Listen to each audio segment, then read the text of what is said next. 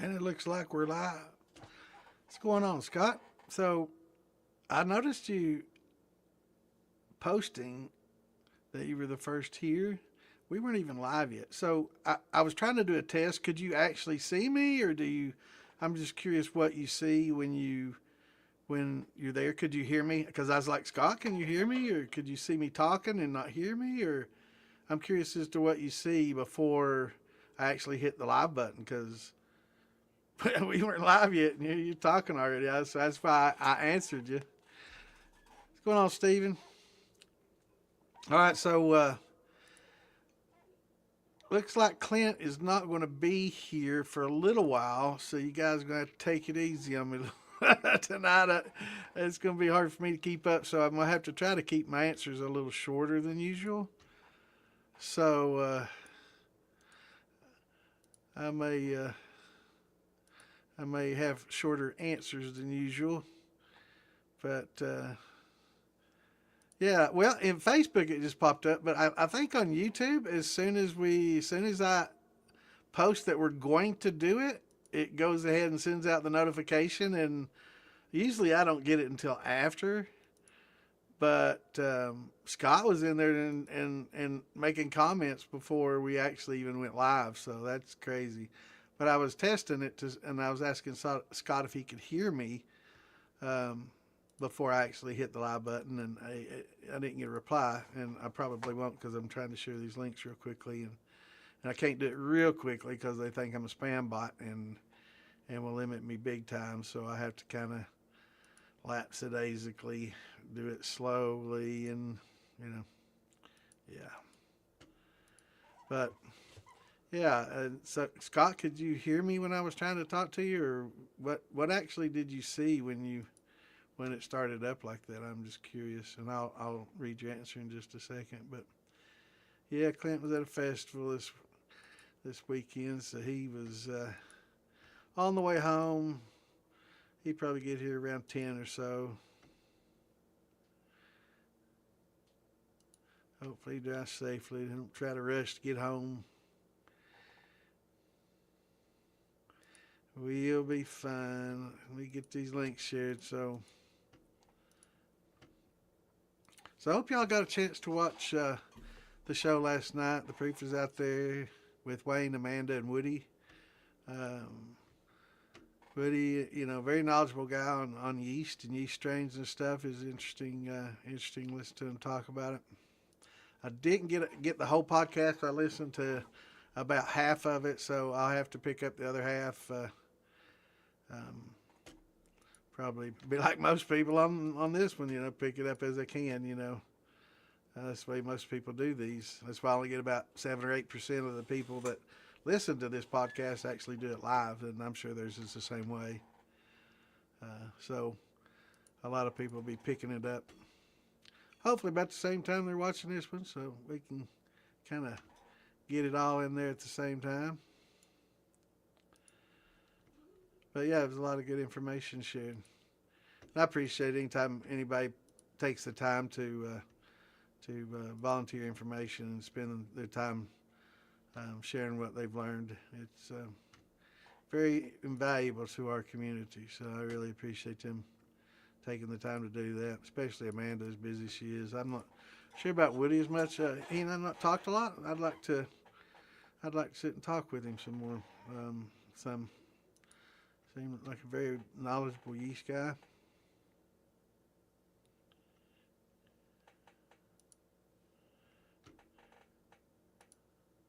I have a few questions and comments about some things.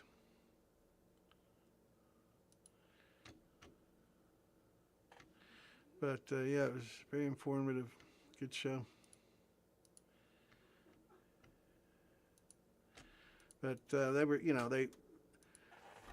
a lot of people tend to think that pretty much all yeast is the same, and there couldn't be anything further from the truth. And watching last night's show will hopefully help a lot of people dispel a lot of those myths. The yeast are extremely different, and they make far different contributions to the fermentation than people realize. Very responsible for the flavor. Of course, you don't get the fruit flavor from the yeast, right? You get that from the fruit, but it can accentuate things. That was kind of something that was talked about a little bit last night, and went through a lot of things. Pretty good, pretty knowledgeable. Will said there was something brought up about oxygen and how often you should stir your mash and things. And I'm not sure about, wow, that's all they allowed me to share this time.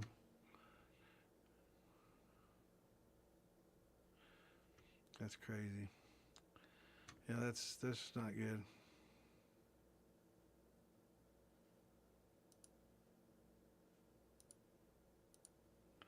Yeah, I might talk to Facebook. Great show though. So I'm back to the page now. What's going on, Steven?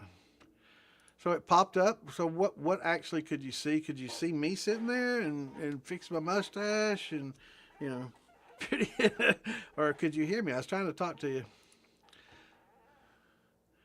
I appreciate you. Oh, Miss Lisa, I appreciate you.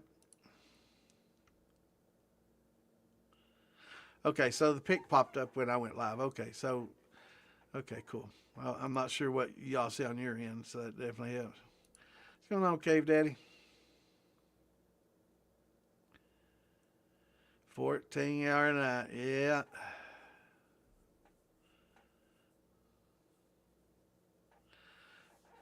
Not bad at all, brother. Of course, 165, you know, that's awesome, but we don't necessarily chase the proof now, right? So what's most important is the flavor. So is it good? What's going on, Silver King? Good to see you. Oh yeah, yeah, we'll be Maggie. Well, I'll be. I'm not sure about Phil and Big Easy. I'm not sure about them this year. Maybe not. But yeah, I'll be there. I'm sure Tom and Damon will be there too. Hillbilly Jam. Absolutely, we'll be there. Yeah, this year. Yeah, this year. Yeah, it's in July. It's usually hot as hell. But yeah, I'll be for sure at Maggie, Farm to Bottle, Philbillies whenever he announces what time to be, Beattyville. All those are 100%. Yeah, I'll definitely be at all those for sure. And I'm going to try to make it back down to Arkansas this year again. I like it down there. A lot of great people. Remind me a lot of the people from back home. So I like that one. I'm not sure if I'm going to be able to make the Louisiana one. I know we got Tom and Damon maybe going. Not sure if I'm going to be able to make that one in March. I think is when it is. Lisa's just everywhere, man. She's magical.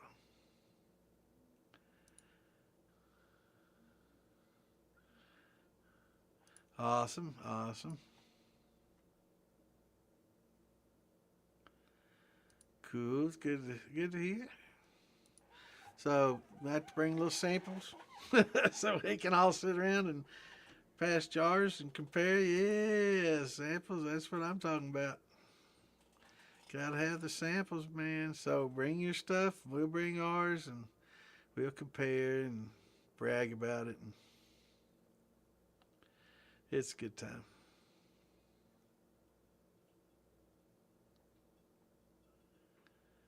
Is it? That's good to hear, brother.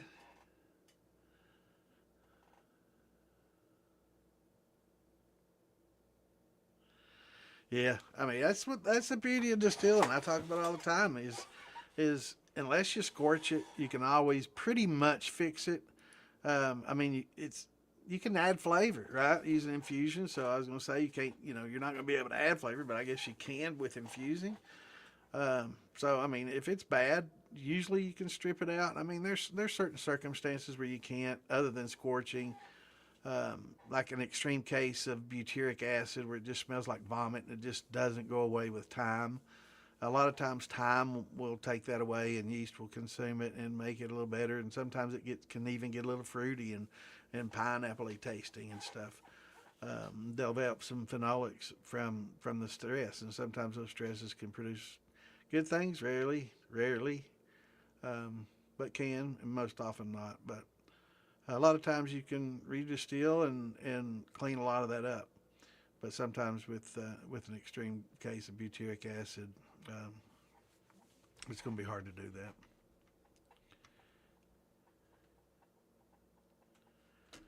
No, fruity's good. That's what you get in a lot of esters. You know, they were talking about that in last night's show. You know, a lot of your yeast will, depending on the yeast, whether it's a POF positive or negative, will give different flavors. I think he talked about Britannomyces, which is a in um, in winemaking, the Britannomyces is considered bad. It's something you definitely don't want. You know, I'm not much into the beer, so I don't know a lot about the beer production, which he seemed very knowledgeable about, and listen to his background and stuff. So he's very knowledgeable in beer making and stuff. That's kind of where I'm not so much. So in beer making, I guess a lot of times they'll utilize that. But like in the wine, he talked about the clove and how it can give you some of those spicy notes, and often wet rope. I think he described it in the wine industry. We call it barnyard yeast. It's um, generally considered a rotting yeast. It's not something that you would want in a wine for the most part.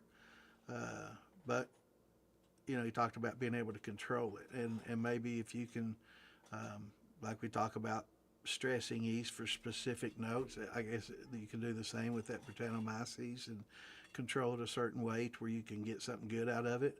I can see where, like in certain distillates, it may be a little bit beneficial. Like if you're doing an absinthe with that clove note might help, or a gin, if you could isolate that. But for the most part, and Eve said he doesn't work with it a lot too. He said I guess he did it once, and I only got to watch half the show, so I'm going to have to, spend the time watch the other half. Um, Very interesting.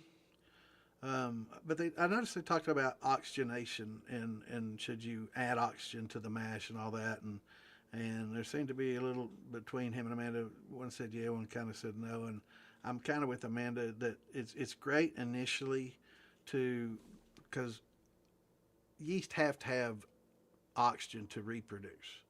They don't have to have it to produce the alcohol so much, but in reproduction, oxygen is necessary, and it kind of triggers breeding. So in an aerobic, and we've got aerobic environments, and we got anaerobic environments. And aerobic environments is the environment that we start with lots of oxygen. That's like when I was talking about briskly stir the shit out of it, oxygenate the hell out of it, because that's really when you want a lot of oxygen to establish a good yeast colony, encourage a lot of reproduction, and get a good vigorous start. I In the first part, I didn't hear him talk about step feeding, but hopefully they touched on that. If not, that's something else that maybe we can get him on here and talk here. It'd be great as well. But yeah, it's you need that oxygen for reproduction, and it's good initially, and you want to encourage that, but you want to create an anaerobic environment without oxygen to cut down on bacterial growth. But when you do that, you do slow down and sometimes even halt the yeast reproduction. And that's why when we talk about using baking soda to neutralize if it starts to crash, that boom kicks up that oxygen a lot and creates an environment where they start breeding again, and that's not always bad. Yes, sir. I'll be there, brother, for sure. Is it in October? I wasn't sure. Is it? I will have to look. Let me check real quick on the. See if it's on the militia calendar yet.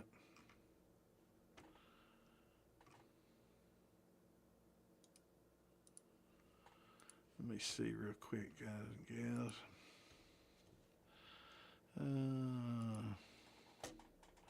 Oh, that's Brett. How the hell? How the hell are we supposed to scroll through months in here? Damn on. Okay, so yeah, it looks like the calendar's only showing. That's a different calendar, maybe. Let's see what we got here. Events, under events.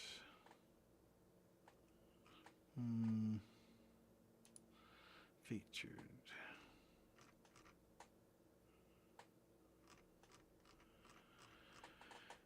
Yeah, so I see a calendar for the shows that we have set for mine on Tuesday. Not on there. Not sure what's up with that.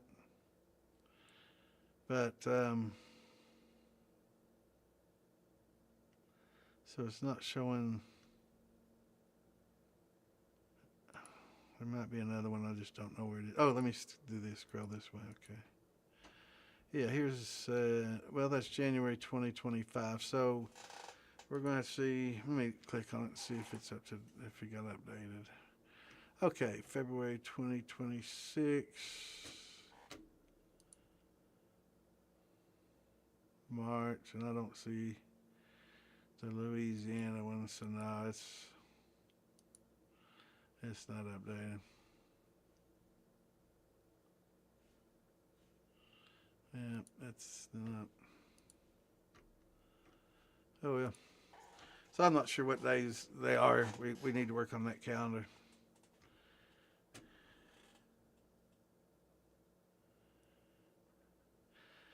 Awesome, thank you, Lisa. So Louisiana's March 27th, 28th. I'm definitely not going to be able to be there.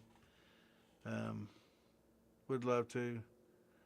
I just can't drive long distances anymore. You know, that 10, 12-hour drives I can't do. I can't stay awake. I'd have to pull over and fall asleep several times. I can't drive like that anymore.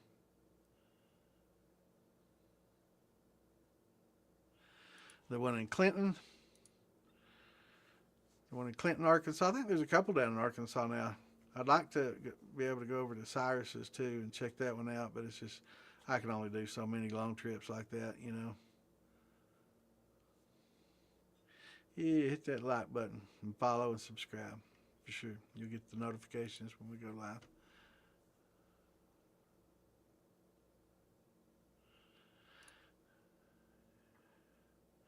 Awesome, awesome. Cool. So you've upgraded that Viver. That's good.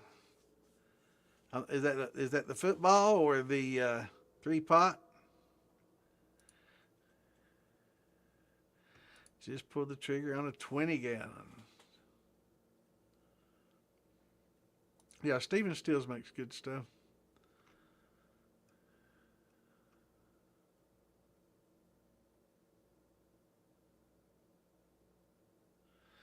What's going on, Prime Shot? Good to see you.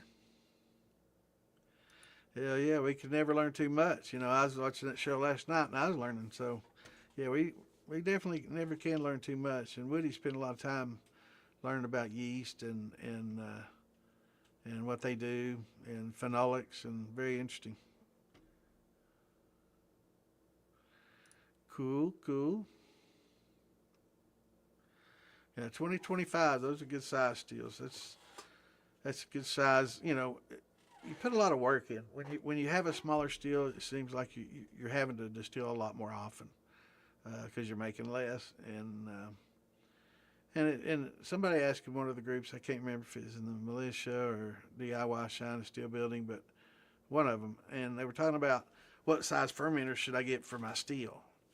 And there's no answer for that. You know, the last thing you want to do is have a 10-gallon fermenter for your 8-gallon steel, right? And just do little batches all the time, and that's a lot of work, right? So you can do a 40 and get 8 runs out of it, right? You know, if you have 40 gallons, do 45, and that way you can, you know, after you press everything else, you'll get 40 gallons of fluid. You'll get eight runs at 5 gallons each time.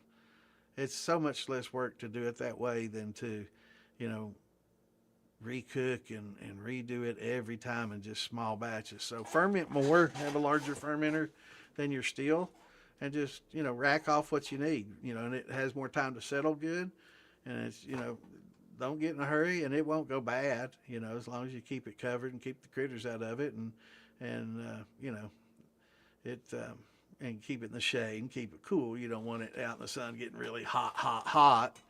But yeah, once you, and rack it off, you know, rack it off that yeast bed, save that yeast for the next, you know, that yeast bed, save some of it for your next run for nutrients and yeast, and you can just perpetuate that. And they talked a little bit about that last night too. Hilly Jam, July 24th, 25th. Awesome. Yeah, we need to start. I'll have to write these down. At least, can you write everything down that you, all these dates that you know for sure? Because I'm going to have to get with Damon, I guess, and update this calendar so we can put all the updated dates in there.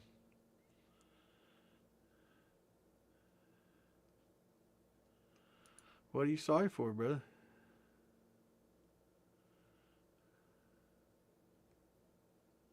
I'm scrolling back to see what. Heck yeah, we're all learning, brother. Oh, July and October. So they may have something else going on in October there. I don't know, bro. What's going on here, Billy? Good to see you, brother. What's going on, O'Shane? Good to see you. Good to see you. What's up, Jeffrey? July 24th. Yep. So there may be something in October as well, cause you know.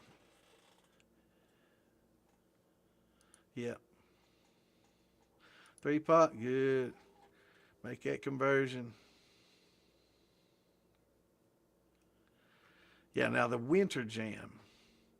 That's what they call the winter jam, and that'll be basically at the bar there. And it's not like the summer jam. This is just a bunch of people meeting at the bar and having a little get together, and you know, it ends up being a lot of locals and people that don't mind to travel and like to hang out.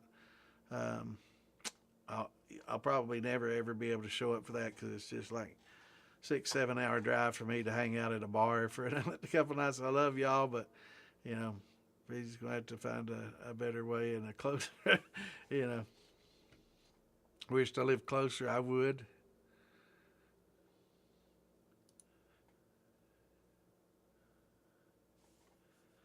But I like Phil Billy's idea of starting a club, you know, and having several different local chapters, right, in each area where people can kind of get together, you know, in that area and hang out and spend more time together and share ideas and shine. And I really like the idea of having kind of several in different states where people can do that and even be able to legally distill and have their own jars, and that'd be awesome. But you know, I think one thing at a time. But having, you know, clubs in each state like that, and we're not an MC. We're not trying to be, but just having similar structure, you know, similar to an MC, but just a brotherhood of moonshiners, right?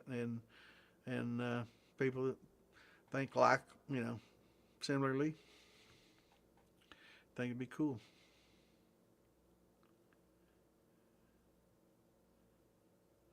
Yeah, that was written by Alan Bishop. I just shared it to the group. I'm not going to take any credit for that. Alan's a very knowledgeable friend of mine, and he shared that. And well, he posted it, and I shared it to the group. Um, Very interesting. I've read about half of it, about like I got with the show yesterday, and definitely looking forward to finishing it. But very, you know, Alan's a very knowledgeable guy for sure. Very, very. And we're going to try to get him on in February. I don't know, it's getting close towards the end of February, and we're not going to be here next weekend, so definitely going to try to get him in March for sure. I'd like to try to get him in here at least once a month whenever he's available and able to.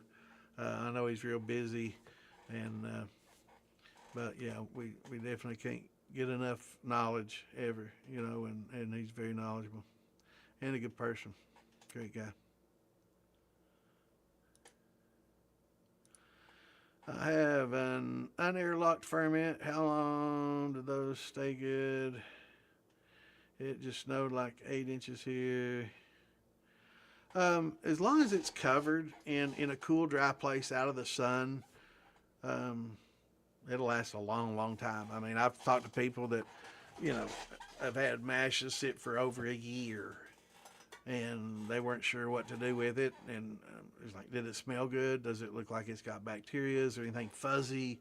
Are there multiple colors? Anything that would indicate that, you know, something had gone bad as far as bacteria is the biggest concern?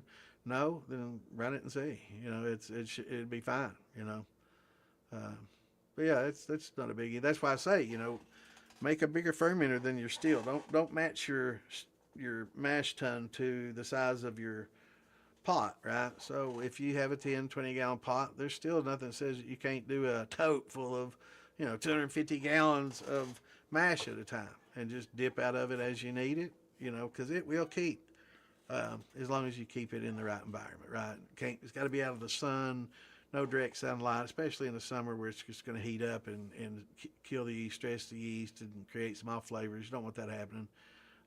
But keep it in a cool, dry place that away from a lot of bugs and animals and critters that will love to get in there and drink and, you know.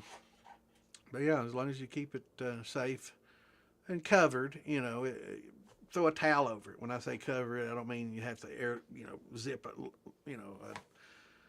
screw in a lid or anything like that. You don't want to build pressure, right? You got to have some way of relieving the pressure. But, you know, throwing a towel over it and a piece of wood, you know, it's going to be able to breathe still. So it'll build up enough pressure. If it has to, it'll kind of burp out of through the towel. You know, it's not like it's locked, you know, in which case when you have something sealed, you need an airlock or something that will at least off gas. It doesn't have to even have a bubbler. A bubbler just keeps critters from going in, basically. That's what the bubbler does.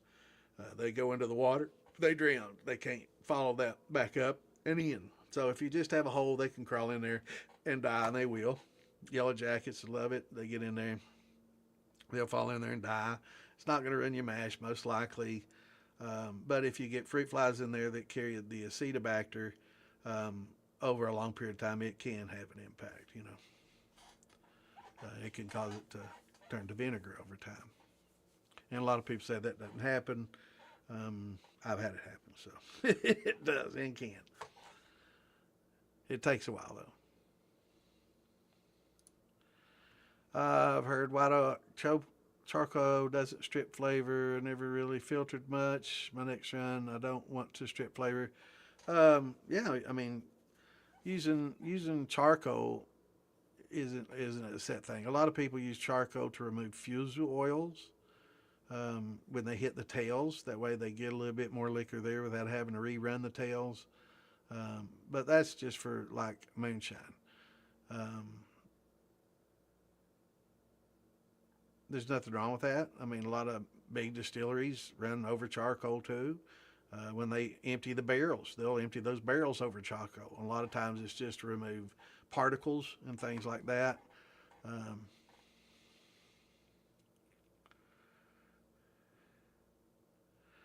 Bluegrass Festival in October.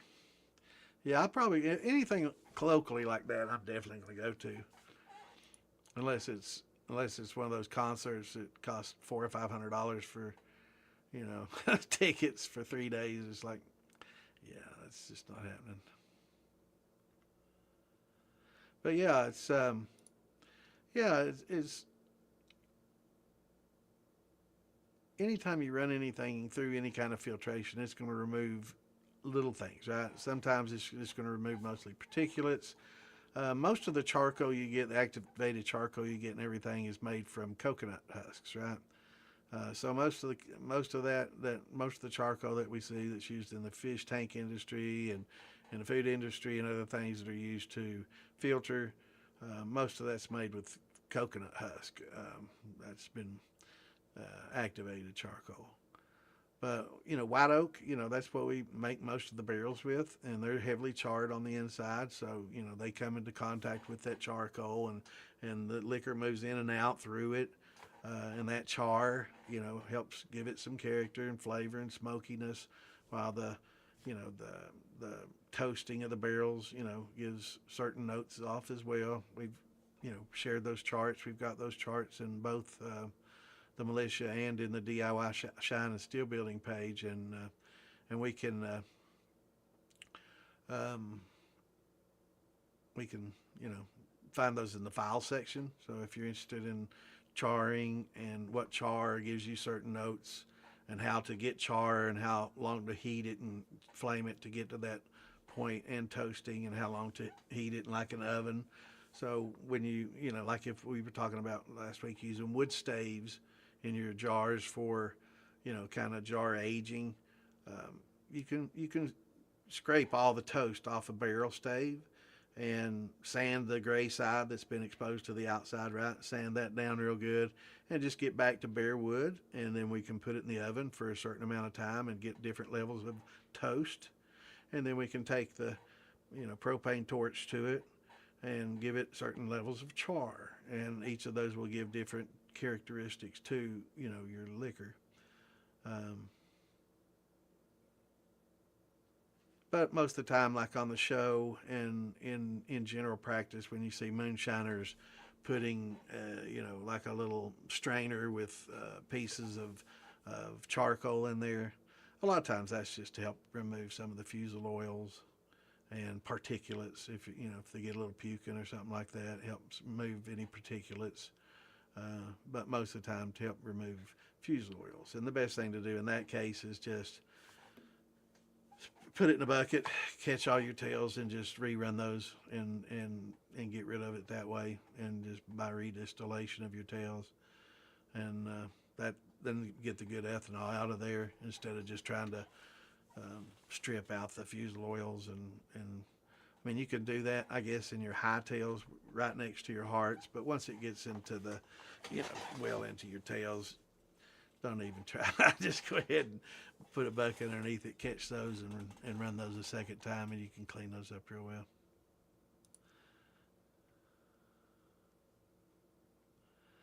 Yeah, I mean, sour mash and sweet mashing. I mean, I think Alan's article was talking a lot about the different sour mash and sweet mash, and it's very interesting how it's evolved over time. And a lot of people think the UJSSM is sour mashing. That's how it's always been done. No, no, no, no, no. That's just not at all. Nothing further from the truth. That's just a lazy modern process of adding a lot of sugar. And when the sour mashing process started, they didn't even use sugar in the process. So big difference, big difference. But it is okay.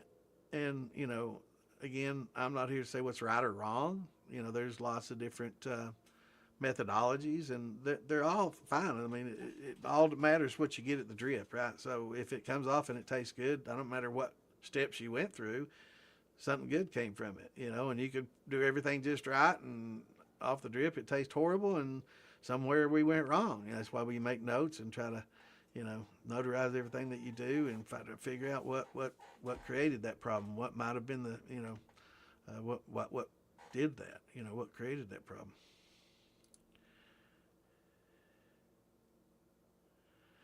That's good, brother. You won't regret it. Malting it's a pain. There's especially trying to do malt corn and do that process. It's just, you really have to love it and just small batch and just kind of appreciate it and do it for just the novelty of it, I should say, I guess, because it's just so arduous. It's such an arduous task to try to cook it for that long to get it done properly, and it's an expensive, long, drawn-out process. And if you have nothing else to do, and other than sit around on the back porch watching the grass grow and the paint peel, then maybe that's for you. But I just got too much to do to waste the time and the energy, right? So you think about the propane it takes to cook corn and the scorching potential. And there ain't no steeping for that long. You have to cook it. And it's at a lower temperature, so the risk is a lot less. But maintaining that temperature with propane is tough. When you got wind outside, it's going to fluctuate a lot. It's just, no. Nobody wants to do that anymore. Question. All right, I've got a question. I'm trying to do a coffee shine. I've got a gallon of brewed coffee, 3 gallons of water, and 14 pounds of sugar. Now, I will say, the coffee shine that people make is an infusion, right? So they're making a regular moonshine from corn, sugar, whatever you want to use, and then they're basically distilling that to a vodka point, and then rerunning it and infusing. If they do it now, there's several methods. Let me go through that. Making a vodka high proof, proofing it down less than 80, of course, rerunning it, and then running it through an infusion jar or chamber. And in that infusion chamber, they just add pure coffee grounds and let that, and we'll drain it periodically. Every quart, drain, add some more, every quart, drain, add some more. Bypass it for your fours and heads if you can, you should. If not, when it gets to that point, turn the still off, empty your jar, screw it back up, crank your still back on. That's why that I created. One of the reasons that the bypass is not the reason I created it, but one of the big benefits of the bypass nowadays is to be able to bypass all that so you can remove the jar without having to worry about, open flames and vapors and all this, depending on, I don't know if you're inside or whatever. But yeah, you don't actually ferment the coffee. This is just more of either a post flavor or an infusion, and most people do the infusion. So, but I mean, if you want to add some to the fermentation, I can't think of anything that would hurt. I just don't know how much benefit that you'll get out of it. But most all the coffee shine I'm talking about that Mark Morgan made and all that, those are infusions, and they're good. They're really good. And I'm not a coffee drinker, but man, I can drink the shit out of that coffee shine. Man, I drink about a quart of Mark. After drinking all day, I sat down and I wouldn't let it go, man. I drank the shit out of it.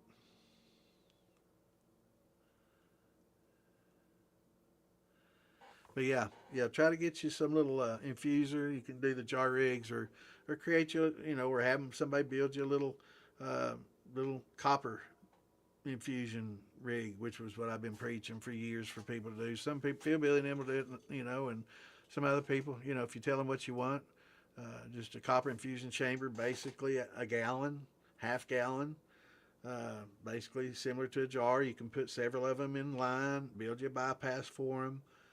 Just make sure you got your little infusion port in the top that you can open up and dump in and close, and a drain in the bottom, right?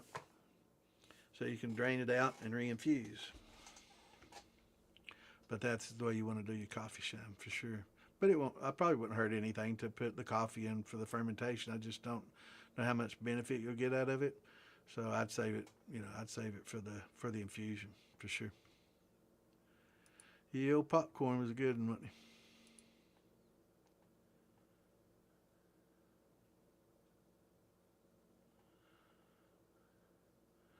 14 pounds of sugar. Now, how many gallons of water did you say? Oh, that's way too much sugar to water ratio. Yeah, you need to, that's 4 pounds plus per gallon. That's way too much sugar. You could double your water, and then some. Yeah, add probably 5 or 6 more gallons of water to that, and let it ferment. What happens is you get such a high starting gravity that your yeast will die out because the alcohol content gets so high it'll kill it off. But if it fermented all the way out and it doesn't taste sweet and it's not sticky, I don't know how it did it, but yeah, you can run it and see how it turns out. But you definitely never want to exceed 2 pounds of sugar per gallon of water. That's with a sugar wash, and that'll give you around a 1080 or thereabouts, and that's as much as you want to do.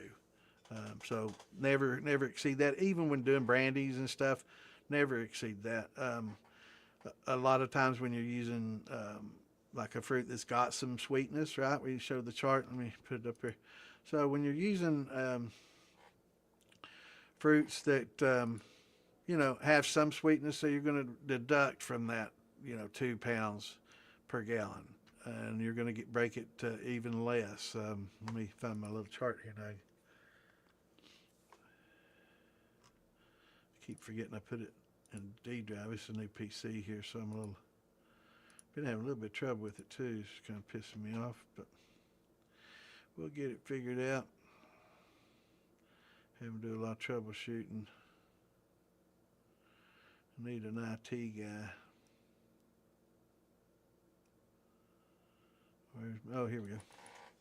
So this chart. So, with grapes and bananas and mangoes, we're not going to need a lot of sugar at all, right? Because it's got pretty much a pretty good content of sugar on its own. So we're going to use little to none. The less you use, the better with the brandy. But when you get down here to the bottom, like strawberries, you're going to need to add quite a bit, so it might be 1.5 pounds for every, gallon of water with strawberries and stuff that you're adding. But yeah, you definitely need to add some more water to that and try to stretch that out a little bit. That's going to be pretty much too much. So use your hydrometer, and it'll help you. Make sure you don't go 1080, 1090. And if you do, if you want to run it through a column and strip, that's fine too. No rules, right?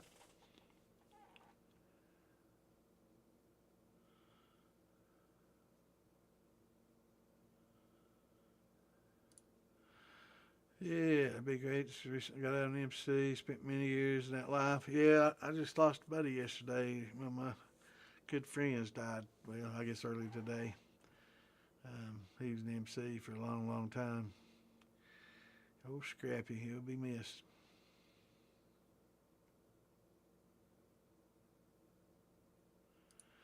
And yeah, we're just a brotherhood.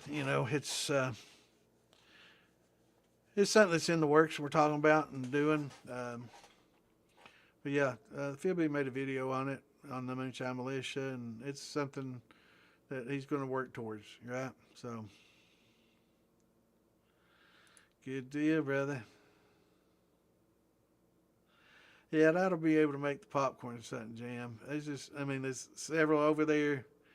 I'm going to try to do the Maggie thing. Eventually, I may end up doing, the Sutton thing and not the Maggie thing. We may transition. I don't know. We'll just see how it works out. But as long as there's a lot of people there at Maggie and a lot of my buddies and stuff that I can hang out and drink with and shoot the shit with, yeah, I'll be there. That's perfectly fine, brother.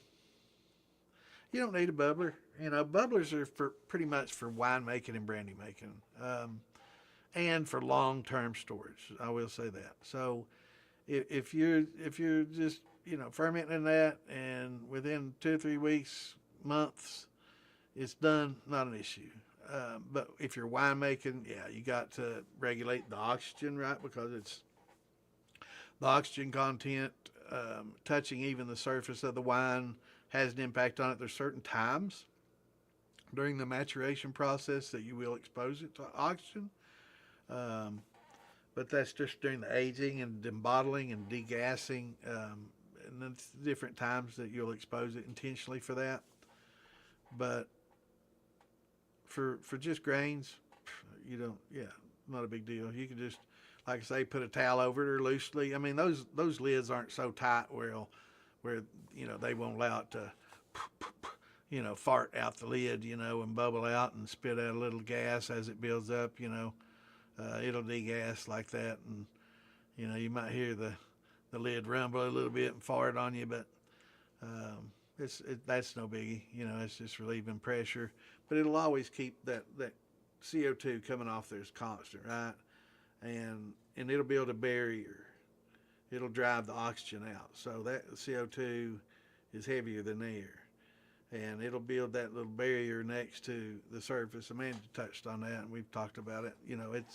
It's to protect it, and that keeps it protected from the oxygen and from the bacterial growth. And that's part of fermentation. When in doing vegetables and stuff, they'll put a weight in there to keep all the solids from even contacting anything. That way it stays under the water and definitely doesn't come into contact with air because of bacteria, right? You want to keep your bacteria at a minimum.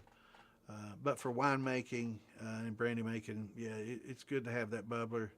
But for grains, And I'll say brandy making if you want to age your wine for a long period of time before you make the brandy. Some people just make the wine and then as soon as it's ready to run, they'll run it and not age it. And there's nothing wrong with that. Perfectly fine. In which case, if you do it that way, you don't need to have the bubbler. But if you're going to let the wine mature before you make the brandy out of it, then yeah, it'd probably be a good idea to have a bubbler. And you don't have to have one of those little teeny bubblers that you see. You can, for big fermenters, you actually can't use that. Best thing to do would be to get some fish tank line, or even if you have a 200 gallon, like we talk about a tote, get a garden hose, and just silicone it to the lid that you can screw on there, and have it go into a 2 liter jug of water, and bubble that way, just to keep the critters from following the hose in. So yeah, I hate the damn yellow jackets, man. If you know, you know. And the second you start doing any kind of apples or peaches, you're gonna meet some yellow jackets, that's for sure. Just want to confirm low and slow is a myth. As long as we aren't going to water boil temps, it's okay if it's not drip. Um, no, it's not. It's not a myth. I mean, low and slow has its purpose as well as fast. Um, Low and slow, you probably get less water and a higher proof coming off. Faster, you'll get more water coming off and you'll distill it faster. Some people distill depending on what they do both ways. Some people will do, no matter if they're stripping or finish runs, will go low and slow. Some people will, whether they're stripping or doing finish runs, will go fast and hard. Time's money. And in the commercial end, it's not going to be that beneficial to go low and slow. They got to make product. They got to get it out there. They got to get in the barrels. And that's where most of your flavor's coming from. Now, as far as at home, we preach low and slow to keep people from scorching and from running too fast. And when you run a little faster like that, you do tend to get a little bit more of a smear, I could say, than if you do a lower and slower, true low and slow. But there's a point where it's just ridiculous. They preach low and slow to a point where I've had people ask, it's been 10 hours and I've not gotten anything yet. What do I need to do? It's like, come on, man, turn the heat up. So there's no tried and true. Both are fine. It just depends on how you want to run and what kind of flavor, and experiment with it. Right? Get the same mash like I was talking about earlier, and you got a 50 gallons and just pull out. And you just say you're running 10 gallons. Take 2 10-gallon batches out. Run one as hard as you can. See what you get, and then run one low and slow, and compare them and see what you think. Some people feel that it's worth it.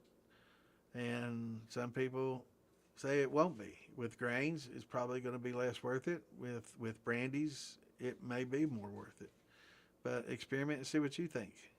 Me personally, I tend to go kind of in between. I don't full blast it, and I don't drip. I kind of just a small drizzle. I could crank it up and get more faster, and I could go slower and get back to the drips but just got to kind of fall into what groove you want. There's no tried and true. There's no rule that says you have to do it either way.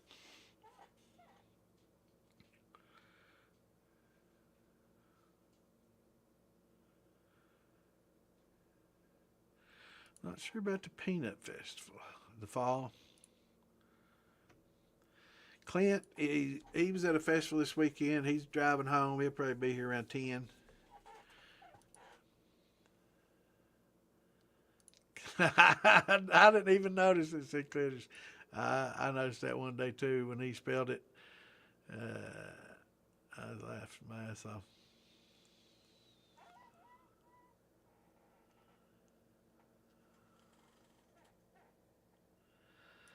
On malting, any hack method to remove rootlets? Right. Yeah, yeah, they can get really bitter, Clint, Elvin. Yeah, fact. A lot of people in the drying process, they make like cages with screen, and they'll tumble it, and that tumbling process, and once they dry, they'll get become more brittle and they'll turn darker. And if you tumble it while it's drying, like imagine a barrel made with mesh, right, metal mesh, not small enough that it'll fall through, right? We don't want that, but enough to where it can kind of create a little, catch, right? So some screening and stuff, so you can blow and tumble it. And that tumbling answer, you don't want to get hot, right? Because you denature it.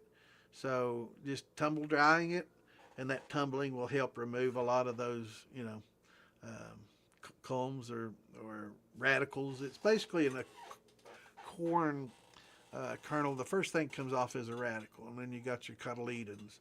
The cotyledon basically is what feeds it, right? It's your endosperm and everything that feeds it up to the point, and you get two leaves that come off, and a lot of times those become food as well to feed the plant. Then you'll have a shoot that comes off with the actual leaves, right? That starts the photosynthesis process. So those first two leaves are also a lot of times part of the cotyledon, and it just feeds, right? It might get a little bit of photosynthesis, but also the plant's feeding off that um, part of the plant.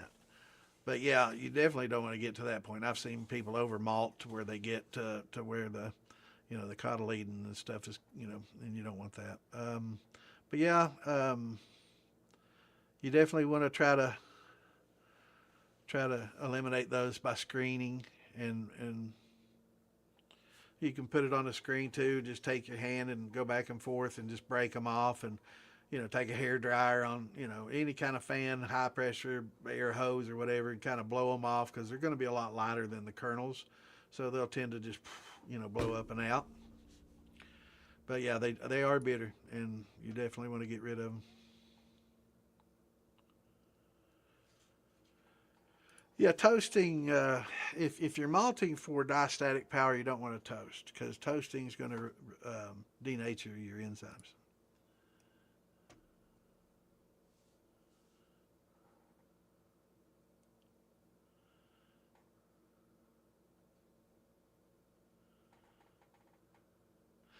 What's going on, JJ? Yeah, brew bag, drop it in mash like cold brew. Yeah.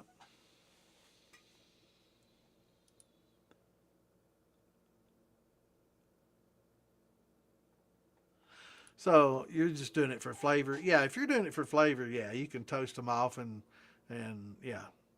But if you're trying to maintain your diastatic, you definitely um, air drying it cool, and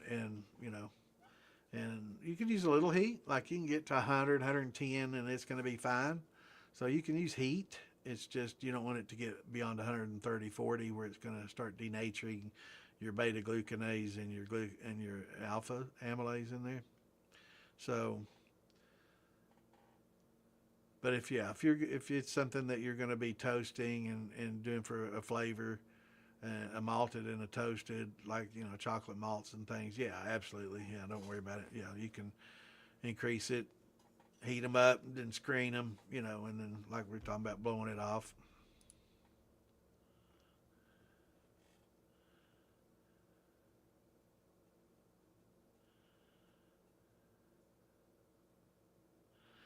Awesome.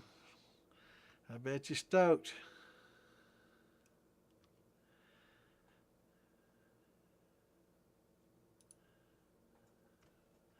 What's going on, Blood Pool? Good to see you. Let's see, 841, 854. I'm not too far behind. Creating a sour mass following day from the back set. Is there a difference in the quality of the mash build if you fully strip a run to the low winds or leave it heavy?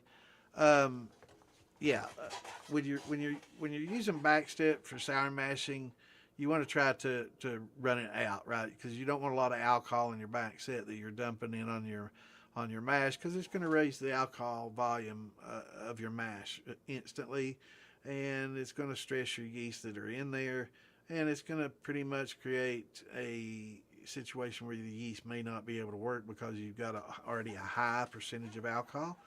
So, those tails can be like 80, 90 proof, right?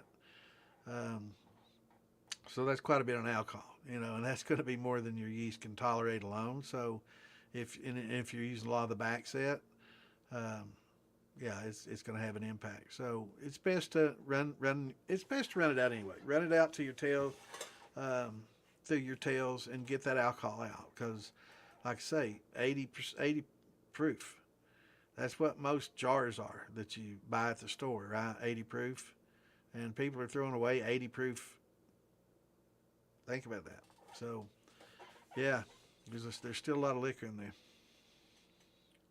So I run them all out. Run them out. You don't have to mix it. You don't have to keep it, with the hearts and the low heads and the high tails that you're going to age, or if it's just something you stripped off, and you don't have to keep it together. So separate that, right? You don't have to make your cuts on it. Just once you get to the tails where you're not happy with them anymore and you just want to strip and get the alcohol out, just put a bucket there and catch it all, and save it, and just when your next mash is done, dump it in there and then run it, or just go ahead and put it in your boiler, and rack off from your next mash, what you can fit in there without it bubbling, puking over, and then run that.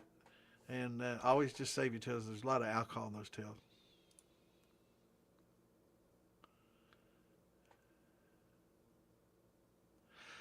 Yeah, and it depends on the berries. Some berries are tart, and that's something about that chart. You know, there's going to be, of course, some apples that aren't going to be 13.3 grams, like Granny Smith and some of these green sour apples and crab apples. No, nowhere near. And maybe some Fuji and other apples might be a little bit above that. So this might be an average, and it also will vary depending on its freshness, right, and how far, ripeness. So if it's not quite ripe, it's going to be a little bit lower. Once it's prime ripeness, it's going to be at its peak, and then once it gets overly ripe, you maybe see more sugars, but there's less present because they're being consumed as part of the degradation process. So, those bananas may taste sweeter when they're black, but there's actually less sugar there because some sugar is being consumed in the process of going down, right, and fermentation starting. And I did notice last night they were talking about how early, and I say this now, it's kind of a joke, but they talking about beer being the first probably fermentation. The first fermentation was wine, and it was actually the natural process of trees just dropping their fruit, and that fruit turning to a fermented fruit. And there's been animals eating that for long, long, thousands, tens of thousands, hundreds of thousands of years. A lot of fruit will ferment on the ground, and a lot of animals have been drinking that. And I'm sure cavemen went along and got that fermented fruit and learned about it and drank and ate that fermented fruit. So I would say probably wine was probably the first fermented beverage consumed, and it's probably consumed by cavemen. They probably got a little bit drunk on it like animals do. Um, you've seen the video. There's a certain tree in Africa. I can't remember what the name of it is. We've talked about it before. Um, Jujube, I can't remember what the name of it is. But anyway, it drops fruit every year, and all the animals, man, they'll come over and they'll drink it and eat that fruit and get get hammered, right? So that's pretty funny. But yeah, it depends on the cherry, right? I also want to note that, they're talking about stone fruits and pits and stuff. Most of your stone fruits and stuff aren't going to be a big problem as far as cyanide, but don't crush them up, right? Especially certain varieties of cherries can get quite toxic. So when you're mashing them in, it doesn't hurt for them to be in the mash. Just don't grind them up, right? Don't grind them up and break that stone. And as long as that stone's not broken, it's fine. It's not going to release any of that at all. It'd take a long time for it to soften up and to any point where it would start releasing it. And surely to God, you're not going to be, have your primary fermentation that long. So just don't break them and bust them up is the best practice. Got a question. If you have a SG of 1080 and a temperature of 85 degrees Fahrenheit, what is the actual gravity. Um, they make a chart for that. So it's the chart's based, I think, on like 60, 65 degree. Um, so a little warmer is probably, it's going to vary, but it's not going to be much. I don't have my chart with me. Let's see. If I think I might have that chart saved somewhere. Let me see if I can grab that real quick off Google.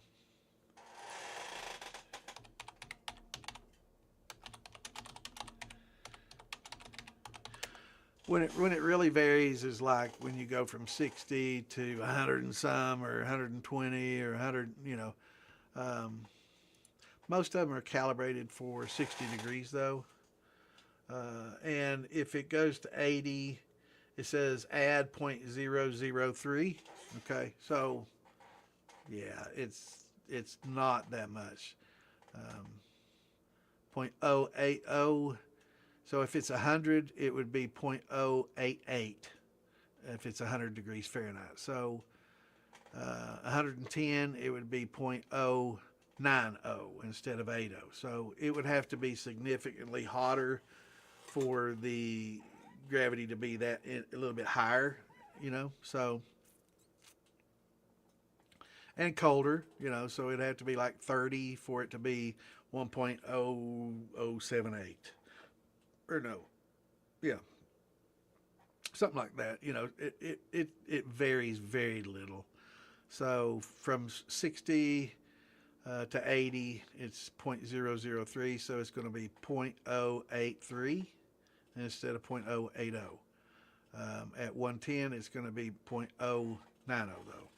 So to 90 degrees, it's 0.005, 100 degrees, 0.008, and 110 degrees, 0.010.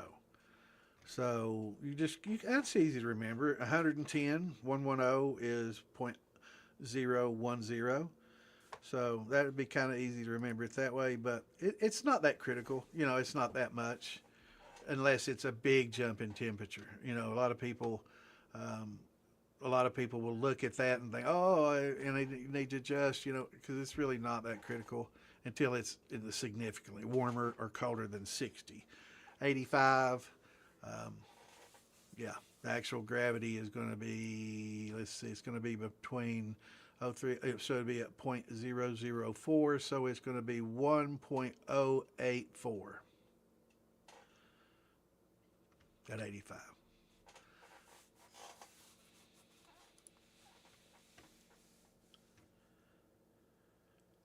Yeah, those honeybees, they like it too, don't they?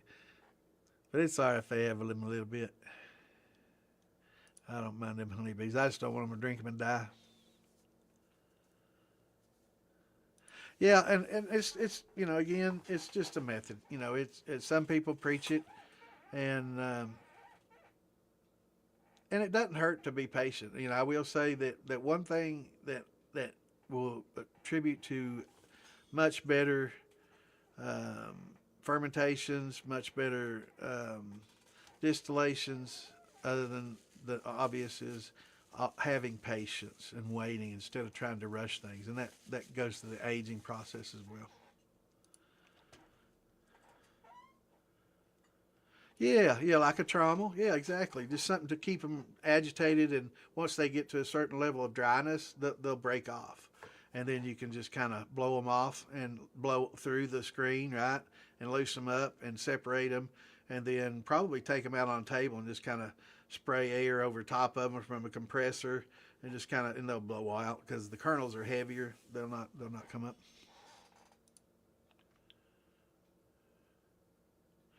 Okay, so if you're doing it not for flavor, you definitely don't want to introduce heat. So if you're doing it for the diastatic power, you definitely don't want it to get hot at all. Because I mean, there's reasons people toast their malt, and that's fine. That makes a good chocolate malt and other toasted malts, and definitely awesome. But they don't rely on them for diastatics anymore. It's just for flavor. So if you're doing it for your diastatics and to help convert, you definitely want to keep your temperatures regulated. What's going on, Jason Miles? I'm doing good, brother. How about yourself? I need a shot. Nobody's called for shots. It's Saturday night, man. I need to grab me a hort. Get low on my honey. Mike. Yeah, I got a bunch in there. I've been drinking Mike's honey for a while now. It's got a little better over time. I'm not saying it was bad to start with. It had a little bit of his, but most White Dog does. But it's definitely matured over the time I've had it. It's that first about 3 weeks, it was marketably, notably better.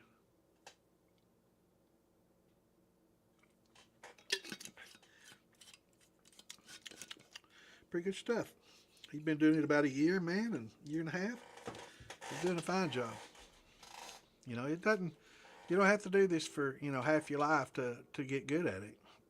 You just have to be willing to learn and be patient and not try to rush things.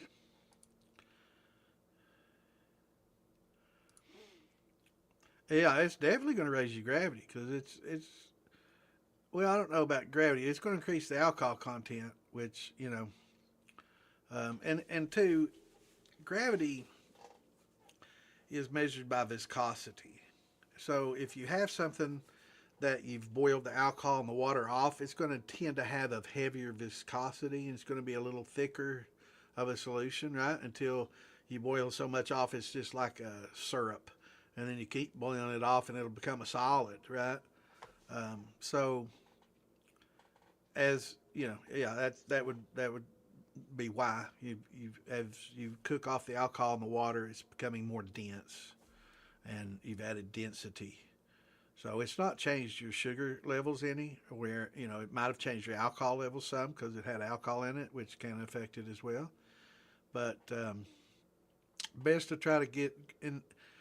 Best to get into a rhythm so much for making a sour mash. You really need to dial in how much sugar you're going to add every time, how much fresh grains if you're going to use my method each time, how much backset you're going to use to, backset pretty much is used to, create some sourness and to adjust pH. So it's best if you can, good here. It's best if you can adjust, use it to adjust pH and keep it sour, but not. I think a lot of people overuse the backset and they make it too acidic and create problems. And I think that's why a lot of people end up not liking their sour mash is because they stress the yeast to a point where it's starting to create some off flavors, right? With the low acidity or very acidic condition. So there's a balance that you need to establish, and how much sugar you're going to add each time, how much fresh grains you're going to add each time, whether you're going to cook, try to convert, or you're just going to add grains for flavor and make it a flavored sugar shine. What process you're going to do, or if you're going to do the old original. If you want to read about the old original ways of sour mashing, read the article I just posted, Alan. He's done a lot of research into how it was done. This isn't something he dreamed up himself. He's done the research into the old crow and how it was done originally way back in the day, and by the person who actually invented it and came out with it, and how it's in the Kentucky method, and how it's changed over time. And that's far, far, far from Uncle Jesse's simple sour mash. That's just kind of a lazy man sour mash, but it's good, and it's simple, it's cheap, and it has you reusing a lot of your grains. So there's a lot of benefit for it, especially for people that are trying to cut some costs, right? Not everybody is dirt rich and can buy all the fruit in the world and just try and do everything that they want. A lot of mostly old moonshiners, they couldn't afford to do all that. So that simple sour mash method of adding sugar and and redoing it that way, it certainly fit the bill, and it was a very economical way to make the shine. And sometimes quality took a back seat to making money to feed your family. There he is. I didn't think he's gonna be here till 10, man. Shit. Now we gotta listen to Clint go. All right, there goes the neighborhood.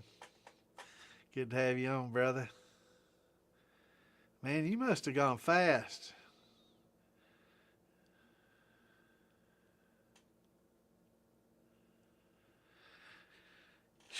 Ain't nothing like driving through the rain.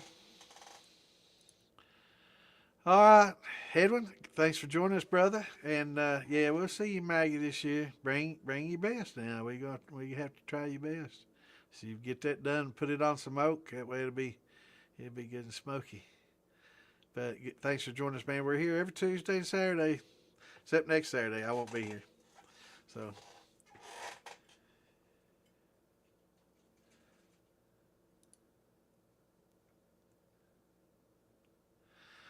Clint finally made it. Yeah, I was using mine for dunder. Okay, and I think I had a lot of starches and dead yeast for nutrients. Yeah, yeah, that's good. And that's the big benefit of doing the another benefit of doing the sour mash method is you don't have to add all that yeast and nutrients again, right? And with grains, especially with malted grains, you don't need them anyway. Uh, but like for a dunder with a rum, you definitely need some nutrients to go along with that. So if that dunder, and that dunder is going to contain nutrients, right? So you're not going to have to add those each time. But you also have to establish a recipe or a pattern and kind of stick to it and fine tune it until you get it perfected and stick to it, right? So that way you can get consistency. And if you're going to, especially if you're going to go into the commercial end of it, consistency is king. You want it to be consistent. You want every person that buys that bottle, that first bottle, you want it to taste like that millionth bottle or that 100,000th bottle, because you don't want people saying, well, damn, it was a lot better that last bottle I had than this bottle. This sucks, and that is a lot different than the last time. You can't have that in the commercial end, right? So you want everything to be consistent, and to develop that consistency, you need science and documentation, and document everything you do. And again, what do we say? If you're on our side of it and you're not the legal side, you're documented as a wine. And if it's grain that you're going to make whiskey, document that as a beer, right? That way you're not creating evidence against yourself, because wine and beer is legal to make. So I always put those little subtitles at the top for my wines or for my beer. Yeah, that way they don't get your notes, because that's what you're making, right? That's you're making a wine when you make a brandy. You're making a beer when you make a whiskey. So don't call it whiskey and brandy. Call it beer and wine.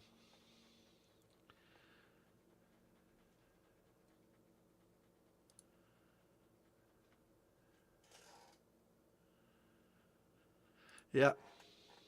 Yeah, a lot of the distillers back in the day, especially back in ancient history, they're the ones that did all the food preparation. They're the ones that made all the beers and wines and all that stuff. Men had other things to do. That was cooking. That was kind of a kitchen kind of thing, and the women did it. Yeah, I don't think Alan's article went back that far, but yeah. Yeah, I've got to finish the second half. I got halfway through it, and then happened, and I had to quit, just like the show last night.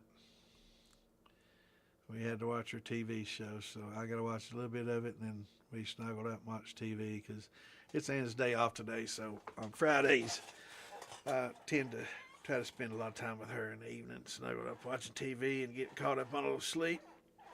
We snuggle up on the couch and sleep like cats, all cuddled up.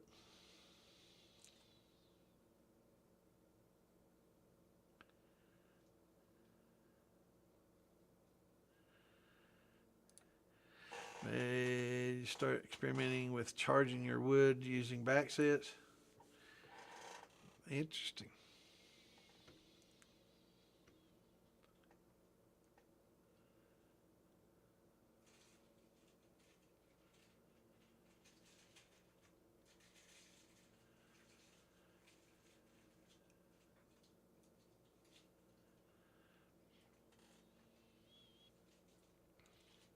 Now, when you talk about charging your wood using back set, what's your goal?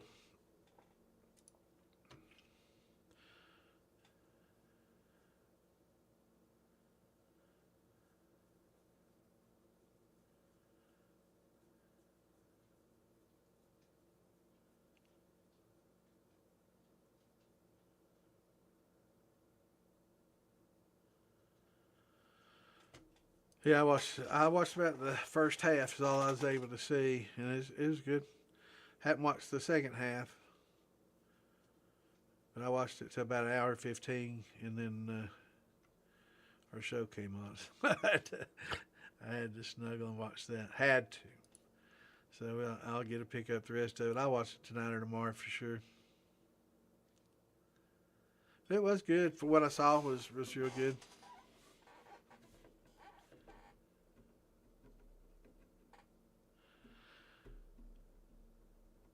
And learning as much as you can about yeast and like Amanda was talking, there's no rules, right? So you can use certain yeast for other things, but for beginners especially, it's good to there's certain wines yeast that are made basically for fruit. There's definitely some yeast that are made specifically for meads. There's yeast that are made specifically for grains. And for beginners, I can't recommend highly enough to stick to those until you get to a certain point where you want to create something different and unique, and start experimenting. I don't think beginners should experiment. That's why a lot of times I think beginners should learn the basics before they start trying to do too much experimenting, because they got to at least understand what they're experimenting from, the deviation from the norm. And if you have to understand the norm before you can understand what you're deviating from, right, by experimenting. So you have to understand the base of the experimentation, and then you can experiment. So I think starting out you should kind of stick to you know specific yeast for specific things, and then after that, um, definitely branch out. For example, like gin making, you don't have to use a grain um, for that, especially if you're trying to get certain esters and phenols and stuff to have certain flavors.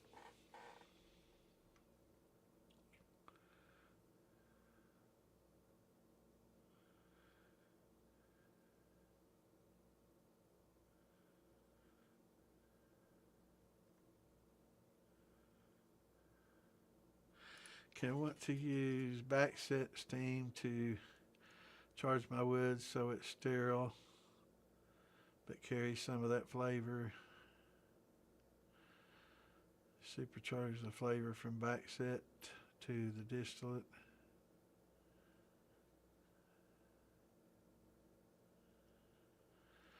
Well, I mean, you don't want to muddy your flavor either, and but I mean, it's great. Sounds great.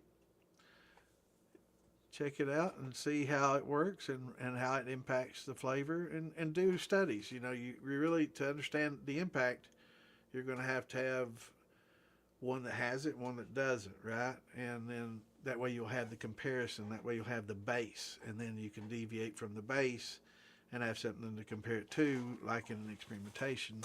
Um, you'll have that base study, and then you can understand what deviations. So with the same exact distillate, try some with the charged wood and try some without, and see the difference, and what difference it makes, and whether it's going to be worth your time and trouble, and maybe you're onto something. Maybe it's something different and going to give you something unique.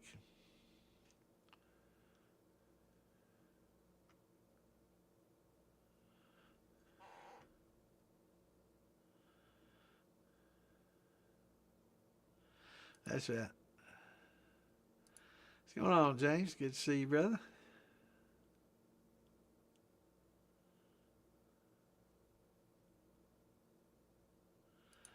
One thing they talked about was that some yeast can work at lower. Oh yeah, yeah. Like I was saying, he did a lot of beer. So in beer and winemaking, yeast is everything because you're drinking the mash, right? In distillation, it becomes a little less important because you're losing a lot of that flavor and certain characteristics through the temperature and heat of distillation, unless we do the vacuum distillation, which I don't want to get too far out the rabbit hole on this conversation. But um, yeah, a lot of your beer yeast will be low, and lager yeast even lower. You know, the Quebec yeasts are low. Um, yeah, so they definitely use some up down to 60, right, the 60-degree range. So yeah, there's a lot of yeast, and you can also create when we talk about propagating yeast, um, and we understand how evolution works. So you can rapidly evolve your yeast or acclimate your yeast over each generation. Lower the temperature 1 or 2 degrees each generation, 1 or 2 degrees each generation, and create strains that are able to withstand lower temperatures or higher alcohol content. You can do the same. So it's kind of like evolution, but at an accelerated rate. And it's selective breeding. You know, only the ones that will actually work at that temperature survive.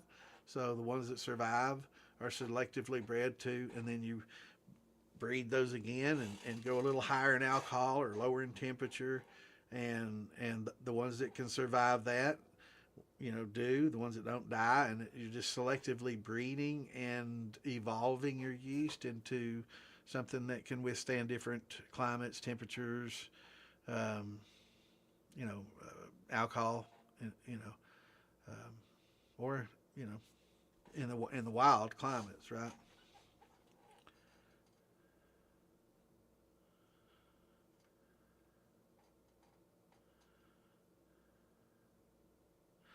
Um, Good question. Now on wines, you should press the first few days of your wine fermentation. You should, or beer, you should always press gently. They call it punching, but that doesn't mean you do it violently, right? Because we're talking about we want to keep that oxygen down. Don't want to oxygenate that at all. We want to keep it as anaerobic as possible to keep down on the bacterial growth and to keep the yeast focused on eating instead of reproducing, because with higher oxygen content, they reproduce more.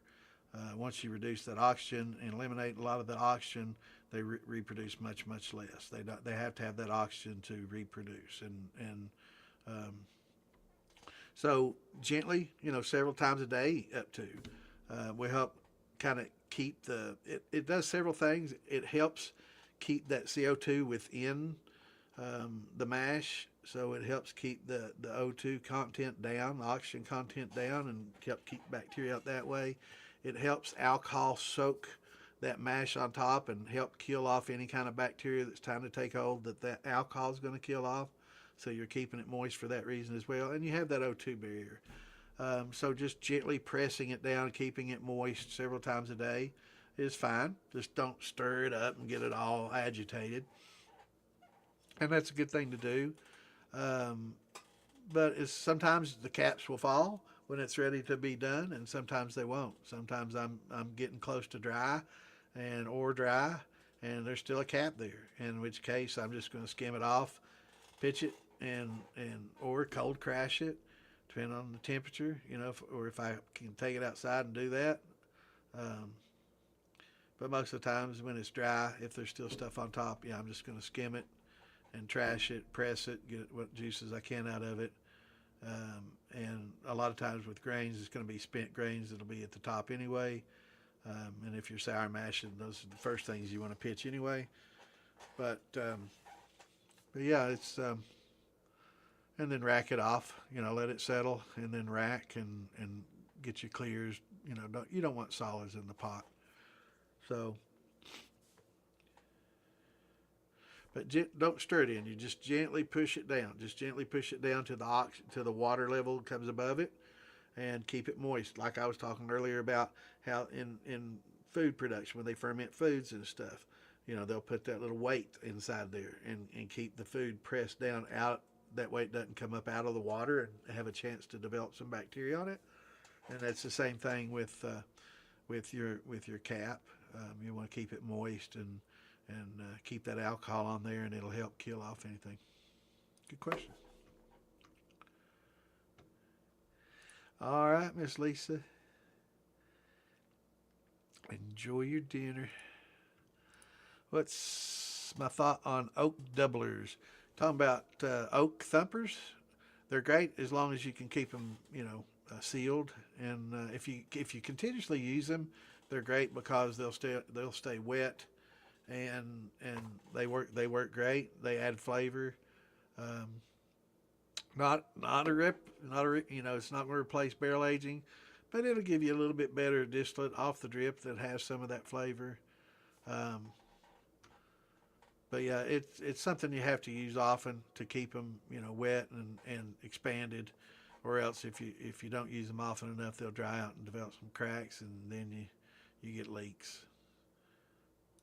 But yeah, I mean, they used to make steels out of wood. Yeah, EC 1118. It's 68 to 72 or something like that. 68 to 74 or something in that range is its primary happy range. So yeah, it's you know, every yeast is going to be acclimated, and champagnes and wines, they you tend to ferment those at lower temperatures, right? Because it's not only does the fructose take longer to ferment, it's yeast eat them at a slower rate than they would a glucose molecule, especially a monosaccharide, just a single glucose versus a single fructose. It's definitely going to prefer the glucose. It's easier to eat, and yeast go for the most opportune food, right? So they're going to go for the easiest thing to eat first, and then later they'll go for, you know, whatever is left that they can eat, right? So if it's limit dextrins, they're going to try up to can't. So that's going to give them a little stress. They're not happy, but they'll eat the disaccharides second, but they'll consume those monosaccharides first for sure. Um,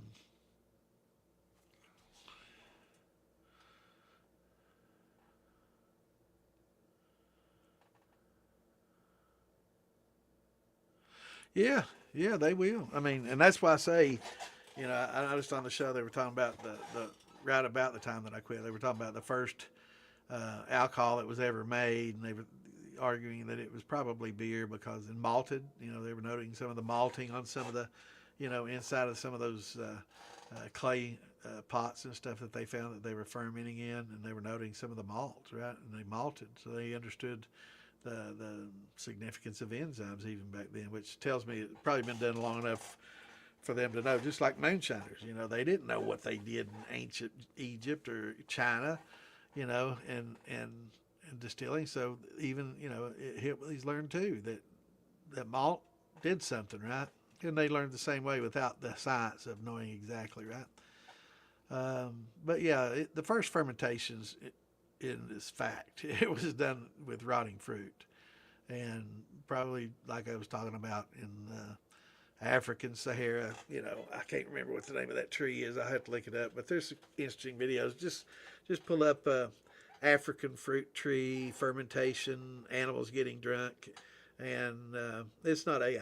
Animals really come there every year, and they'll eat that, and you know, it's funny to watch all the animals getting drunk and stumbling around, but you know, and they'll come there every year, you know, and eat that fruit. And we actually, um, maybe 6 8 months ago, there was a gentleman from Africa on the show. Not literally on the show. He watches the show. Maybe on there now. If you are, speak up and let me know what that tree is. But he was talking about how they knew about how that happened, and it, you know, it made, I guess, decent wine, and they used it there for that purpose as well. Um, but yeah, the first fermented um, thing that was consumed by humans was definitely most likely a caveman or some outback bush people, probably, or some, you know, tribesmen from Africa that saw the animals eating that fruit, and I'm sure they ate the fruit too, and they competed with the animals for the food, and you know, food wasn't, you know, then it was a little bit more abundant. But yeah, I'm sure they ate that fruit and got a little fuzzy headed as well, and probably squeezed the juice out of it and tried to save it and drank it. So I'd say that was probably definitely, chances are, the first alcohol that was ever consumed by man.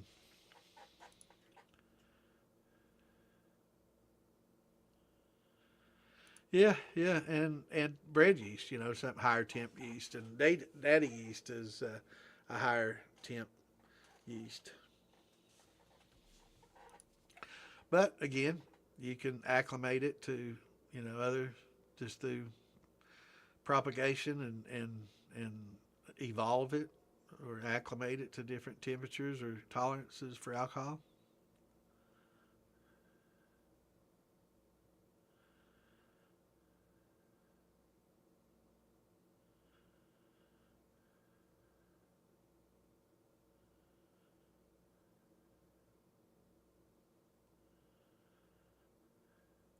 Yeah.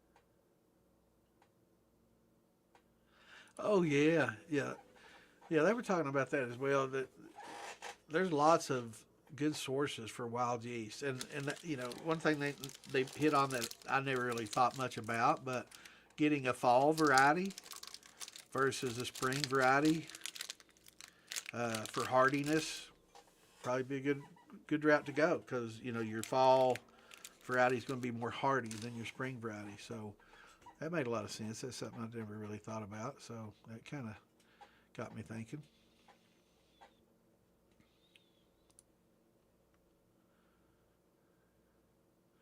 Oh yeah, that big old cap, big old cap, and yeah, you're going to have to go through some of that slime after it's fermented off. Yeah, you're still it's not going to drop. A banana cap's not going to totally drop for you.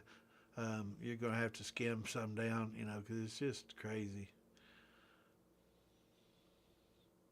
I don't know too, but it might have been the percentage of bananas I used to water ratio, and I'm sure that has a big impact on it too. So if you go pretty light on the bananas and heavier on the water and sugar, um, you're probably not going to have as much problem. But man, had a lot.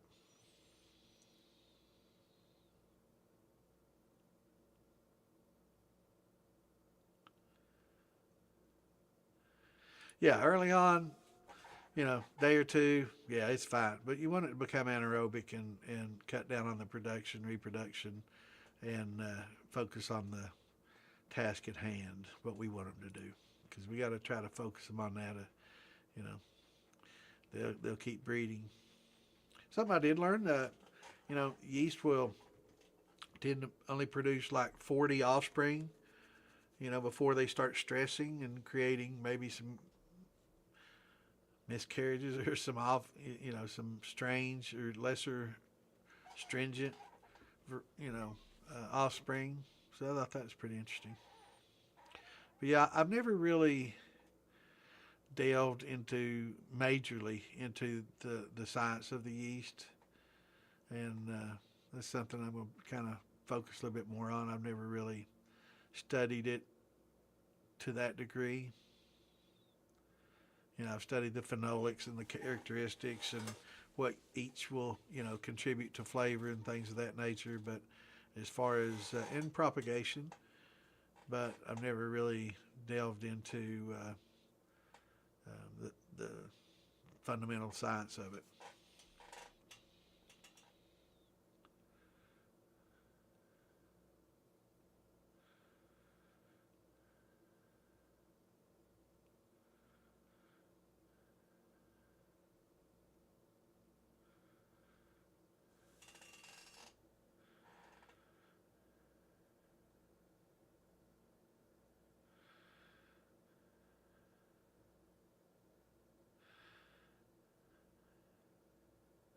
At least.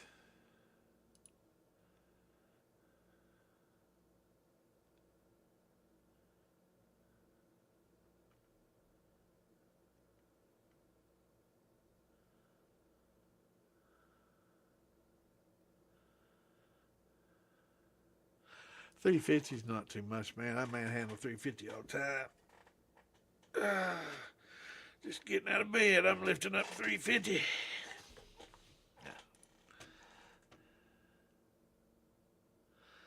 Are you out of here, O'Shane? All right, brother. Have a good weekend, my man. We'll see you on Tuesday.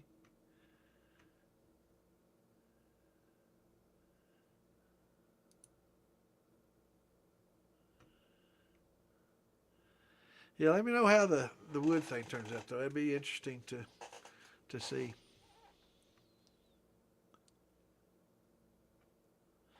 Yeah, it's about time for another shot.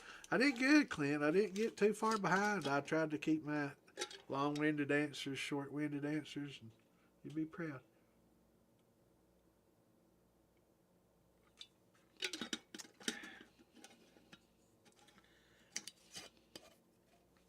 Yeah, I'd say pretty much all your. It might not be proprietary. They call it proprietary. I'm sure they buy it. You know, and some of them propagate their own.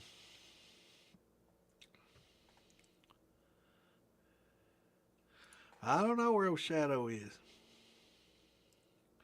Is it the marula? Marula. Yeah. So the marula tree. Yeah. Thank you, Lisa. See, that's Clint should have been looking that up. Trying to help me out. But yeah, the marula tree. So they drop these fruit every year at the same time. Animals will come in. They don't even argue. It's like, you know, I guess the monkeys fight for their share, but they're all getting hammered. Yeah, yeah, yeah, yeah. But yeah, it's interesting, and it was awesome that we had somebody here from Africa. I guess the last time we were talking about it, and he gave a little insight about it. But it's pretty cool. And I'd say that that's been happening for hundreds of thousands of years. So that was probably definitely the first alcohol that man has ever consumed. Definitely came from a fermenting fruit, or from a fruit that'd been sitting over there, and they were just so damn hungry. They're like, I don't care how bad it is or how bad it looks. I'm starving. I'm eating it, and ooh, what is that? And kind of taste that alcohol, and then got a little dizzy. They probably thought they was gonna die. Oh God, what's happening to me? I shouldn't eat that. I'm getting dizzy.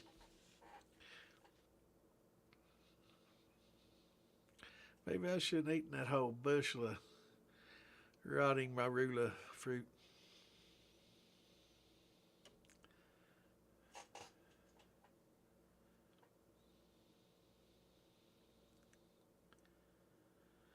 Yeah, yeah, I'm sure. I'm sure there's tribesmen. Uh, especially in certain areas. In Africa. Kind of fruit and foods. It does grow on trees, but not everywhere, right? So they're eating some of that too. George Moon. That's probably the first commercial shine I remember back in the day was Georgia Moon. I remember drinking that back in the 80s. Let's see when they started making that.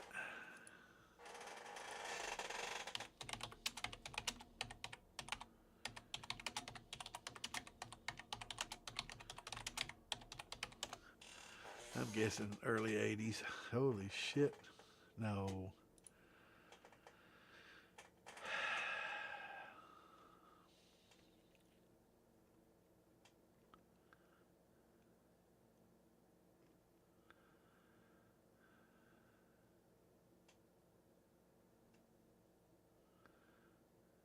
Over 50 years. So, God damn, that means they started making it about the same time I did. Oh, wow. That's interesting. Well, I don't remember seeing it till I was probably in my later teens. They started making it when I was about 12 or 13. So they didn't get it. They didn't get it where I was until much later because alcohol wasn't legal to sell where I grew up until I was 18. So I guess I was about 18. They'd been making it probably about 5 or 6 years, 7 years. Yeah.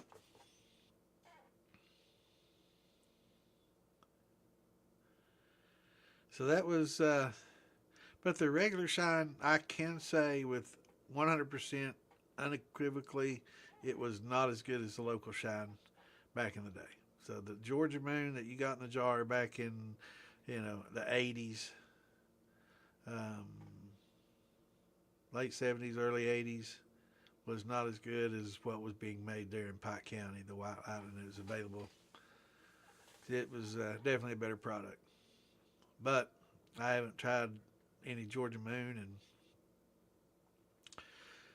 45 years, I guess.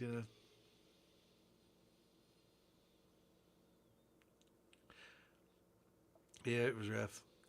Yeah, it definitely wasn't as good as the local stuff back in the day.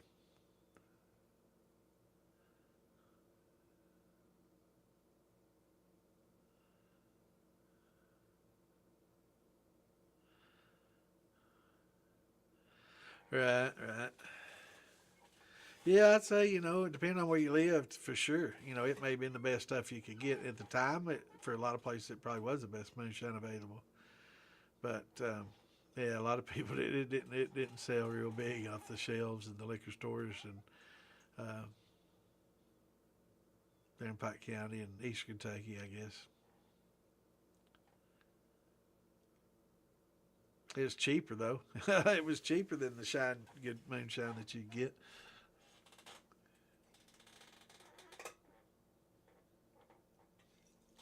Some people might drink it because it's a little cheaper. Probably helped hurt a lot of shiners back in the day when it first came out.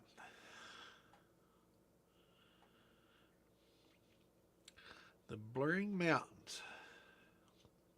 Now, is there a reason? Blue Ridge. I was going to say, is it because they've been drinking so much they're blurring, they can't see? Blue Ridge. One of them auto wrecks. Yeah, the Blue Ridge, man. I remember going to the Blue Ridge as a child. Our parents took us vacationing there. That was our vacation. Yeah. Blue Ridge Mountain. Tweetsy Railroad, ain't that somewhere around there? It used to be.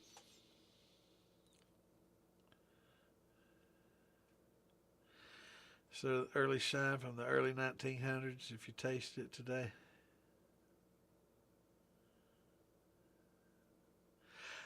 before the sugar, I would say definitely. I always, I probably shouldn't say that the old stuff wasn't anywhere near as what we're making today. When I say that, I mean stuff's since the prohibition to present. Back in the day, I mean like 30s, 40s, 50s, and 60s when I started. Um, but pre-sugar, yeah, I'd say you're right, Clint. Pre-sugar, when they were using malts and stuff and doing it properly, I would say it would probably was a superior product. Um,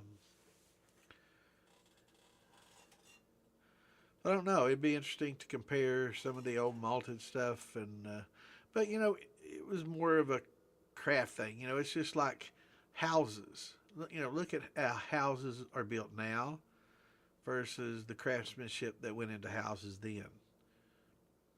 It's everything was done by hand.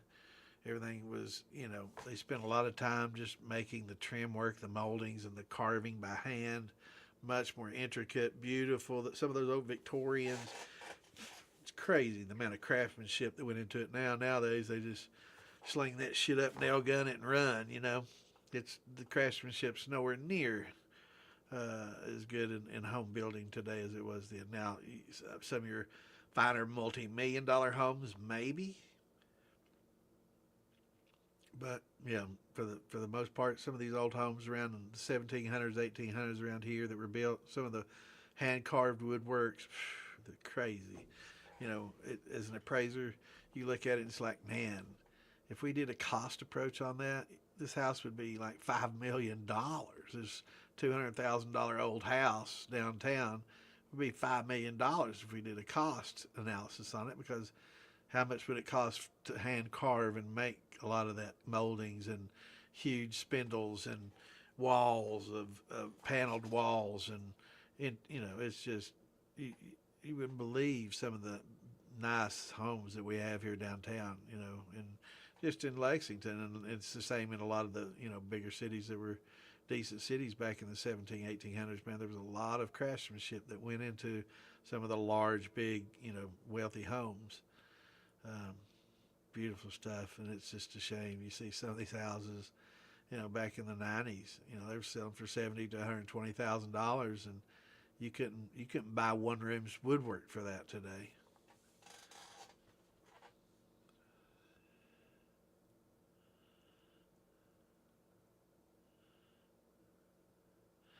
Okay, going to make an apple shine for the first time. What would you recommend putting in the thumper? Applesauce and some cider, um, for sure. You get you some applesauce and some cider, make you a slurry, sweeten it up a little bit if you want to, but definitely, and you could, you know, make your own crushed apples and add to it, but yeah, definitely. And I would try to infuse that too. Or concentrate, you know, get you some frozen concentrate. Get that concentrated flavor and don't add water to it. Just mix that with some cider and some applesauce for sure.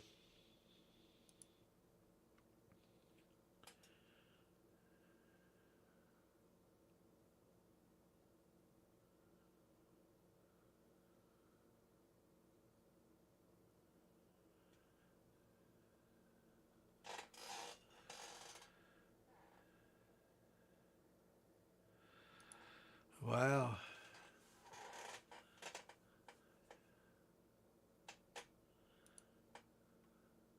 that'd be something, wouldn't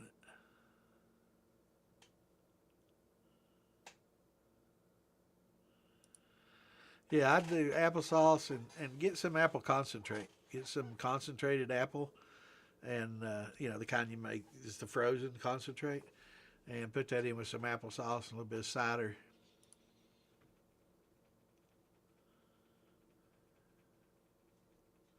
I don't know, JJ. If it's been in the barrel since the '60s, it may be well over oaked and horrible. You never know, because a lot of people, you know, and it just again comes to taste, but you know, a lot of people tend to, when they start tasting some of this 18 and 20 some year old barrel stuff, they're like, I don't know, you know, there's something about it being in the barrel that long that gives it some prestige, but at the same time, when it comes to flavor, you know, maybe some people like it because it's unique and rare, and that drives the cost of it up. But if you did like a blind taste test, I'd say a lot of people probably might not like some of the 20, 30 year stuff that's been in the barrel, right? And something that's been in there, you know, for 60 some years, it's probably going to be way over oaked. But again, you never know. It could go through several stages and be fan freaking tastic. But I'd love to try it either way. I'd love to be the judge of that.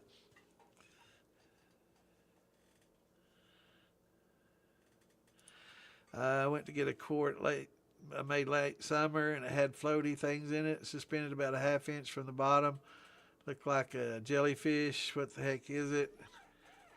Two other quarts with oak spires.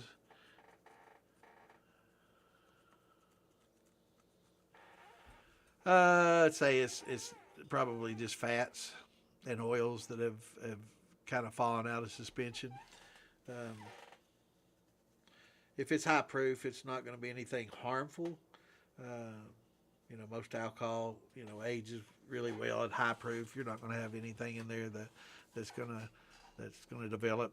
If it was like a 40 proof brandy, I would probably have some concerns and some questions, because that proof really is not enough to inhibit all kinds of bacteria. But if it's like 80 proof or higher, I wouldn't have any concerns. Most likely, it's going to be fats, you know, and it's going to be suspended near the bottom because it's going to be heavier than the alcohol, and it's probably fats. A lot of times you'll get little floaties in there too that look like a snow globe. That's a good way to look at it. The little teeny flakes, and that'll be saponified. That basically you probably proofed it with some neutral or high pH water, and that kind of combined with the fats over time to create a little bit of soap, actually, and it's called saponification. So I would say most likely it's going to be oils.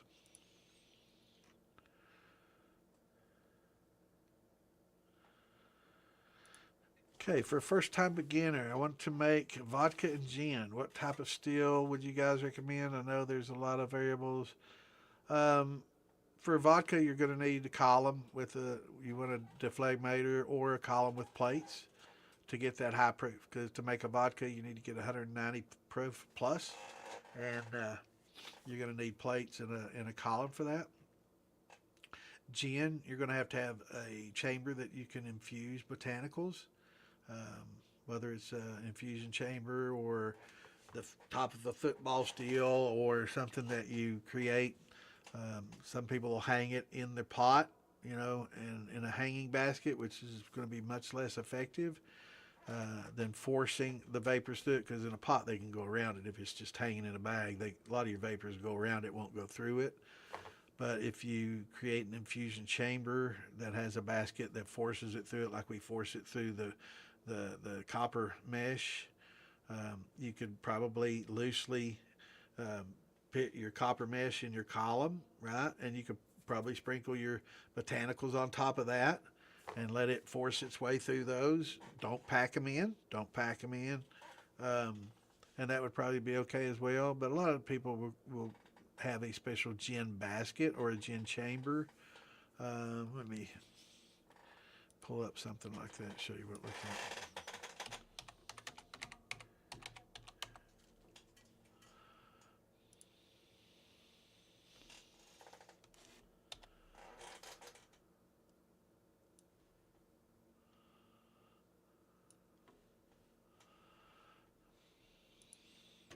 Here is one that's fairly commonly used in, well, let's see, where is it? I just saved the damn screenshot. Oh, here we go. So something like this. This is used. So you're coming in from the left side in, forcing it up through this chamber. And in that chamber, you'll have a screened basket with your botanicals. And then it'll come out the upper right-hand side and down. This bottom valve, as you get some liquids built up, you can retort that back into your still or a separate chamber to catch anything that comes off that, or you could use it for flavoring later. But that's just one type of mini. But that's when I talk about an infusion, a gin basket infuser.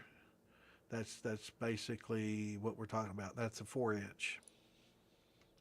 So you could make you something like that.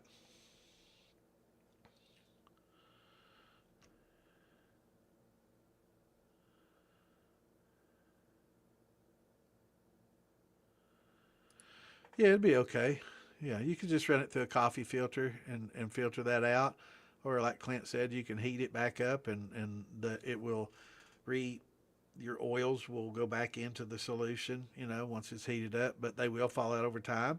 Or you could put it in the freezer and let it harden, and in which case a lot of times they'll float to the top and harden up on you and freeze, freeze it, kind of like they would do a fat wash, you know.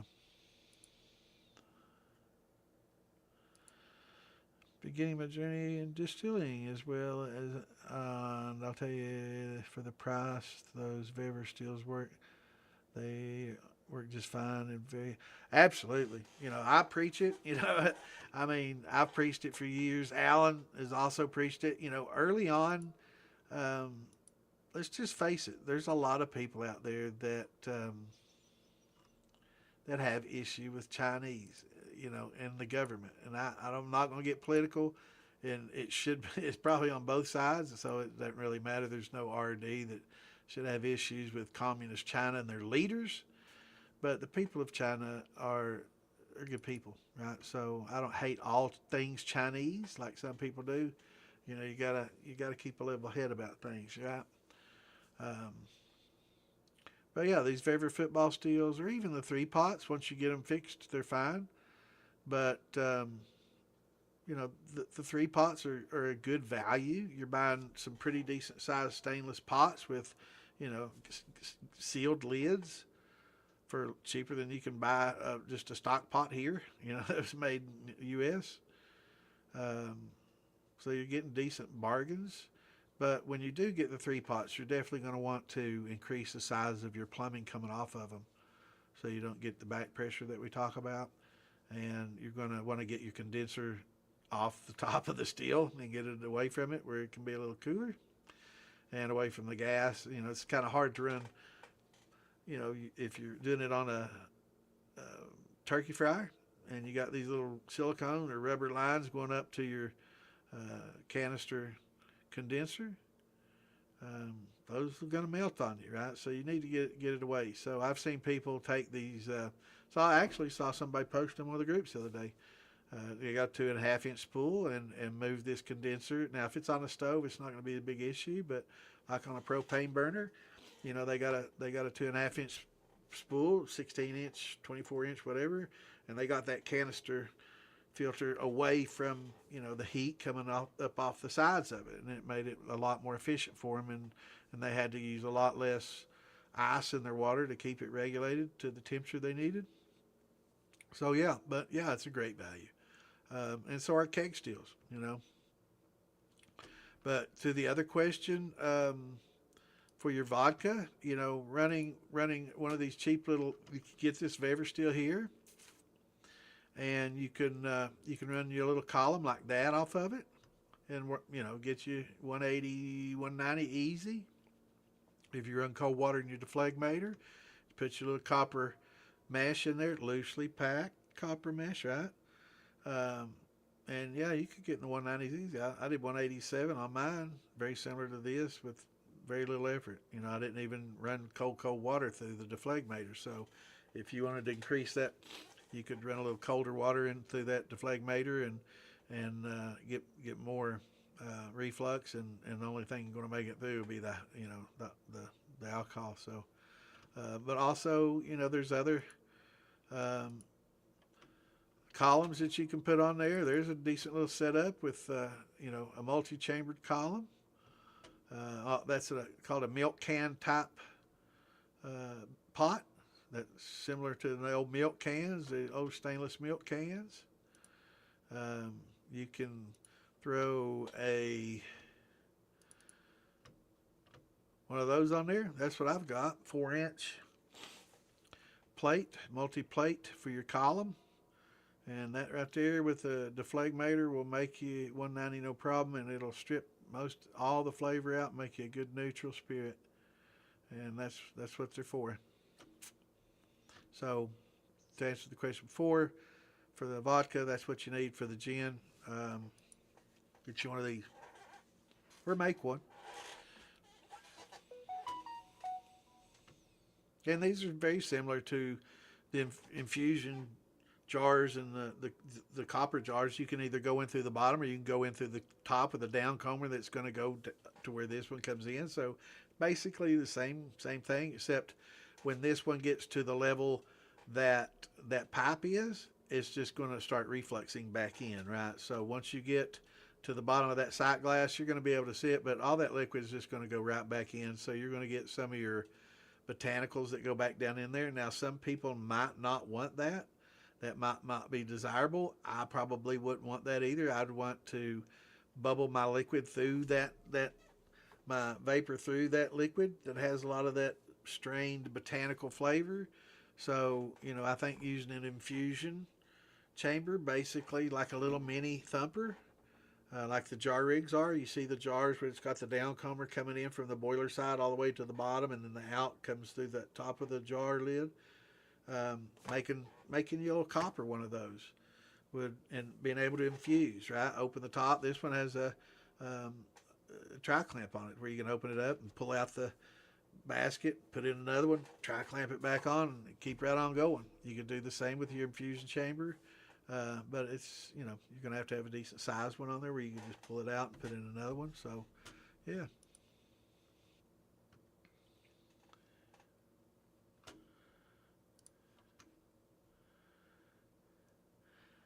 Yeah, man. Oh, if it's in a jar for 60 years, that's far far different than being in a barrel. Barrel 60 years, it's going to be horrible. If it's in a jar for 60 years, it's going to be something else, man. It'll be so smooth because we talk about the maturation. You know, maturing in a jar, there's a lot of maturation that's going on. So I'd say it's going to be some really smooth, good stuff. What's going on, Mike?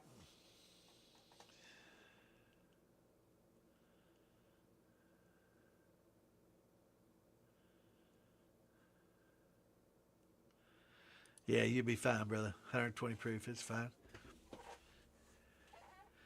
Um, it's avoided from happening. Probably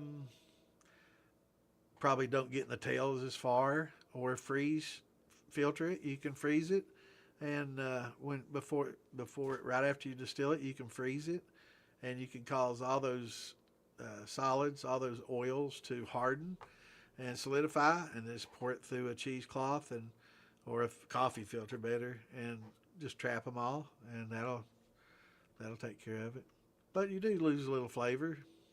You're going to lose some flavor, and especially some ability to esterify, and having those oils and the acids and the alcohol all work together to create some interesting flavors over time that we talk about the esterification process. So you're going to limit that, right? So a lot of people don't like cold filtered whiskey, because it has less flavor and character.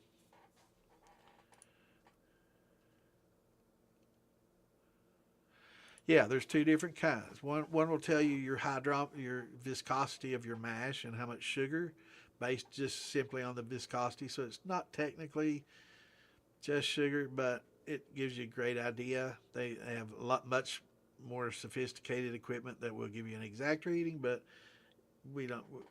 That's thousands of dollars versus $4, right? So yeah, and then we got the proofing hydrometer that'll give us the proof, and you can always test both with water.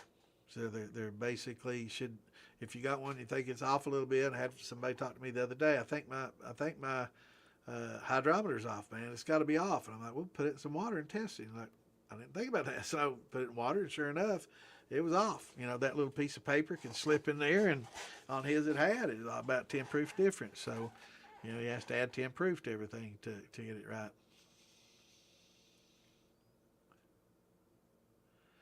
So yeah, one of them is going to be called a triple scale or Brix uh, hydrometer, and the other one's just going to be proof hydrometer or an alkalometer. Awesome. Made your first three batches last week just because of this channel and because of barley and hop brewing. Awesome, awesome.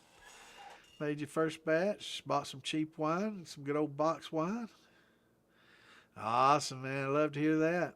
Um, that's a great use of box wine. There's a lot of people that before they started making brandy started just with wine making that way, and learning to make wine is the next step, and that's awesome, brother. We love hearing those success stories for sure. And welcome to the community. Now you're hooked. Now I'm gonna have a drink to that, brother. Cheers.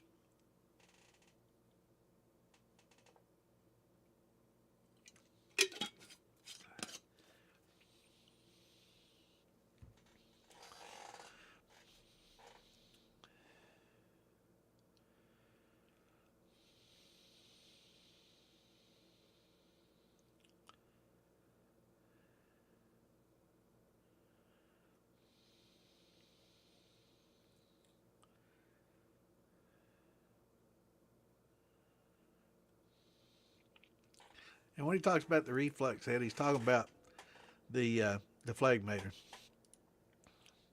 Right. So you see this spool coming up here where it says 500, and it goes into the sight glass and then goes into like a mini shotgun condenser. That's a deflamator or deflegmator. There's a G. I don't know if it's silent or not. But that's like a pre-condenser. So it condenses the alcohol as it goes through it and it creates reflux, right? And that will knock down most all the water. It helps because water is going to be the first thing to condense. So, because it has a higher boiling point, so it's going to condense easier and faster than the volatiles. So your alcohol is going to pass right on through that, whereas a lot of your water will start to condensate quickly, and that's how it separates more water out of the vapor. And with this column on a keg or a Vever, you can get 190. And if you want to, you can just adjust the coolness of the water going into the bottom of this deflagmator. You want your input to be in the bottom and output at the top. So you feed your cool water into the top, hot water come out cool water go in the bottom, your hot water will come out the top. So in through the bottom, out through the top. And you can adjust that, right? So you can adjust not only the flow, but the temperature of the water going in that. And you can regulate it that way. And you can kind of dial your proof in. But with big commercial outfits, they create more like a bubble plate, right? They have more columns similar to this that creates reflux and bubble plates, and they look like something like that, but much larger, much larger. And then you get kind of the hybrid stills, and where they create a lot of reflux through a big huge column. But it's just scaled up, you know.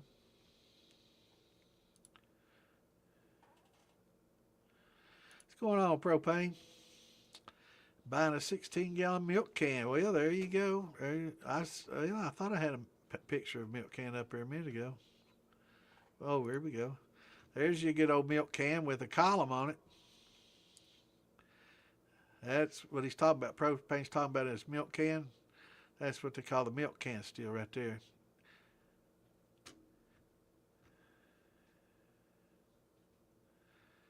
That right there is what you're talking about, brother. I think that's a 4-inch sitting on top of that. That's probably about a 16-gallon right there rig too. So that right there is what you're talking about, brother.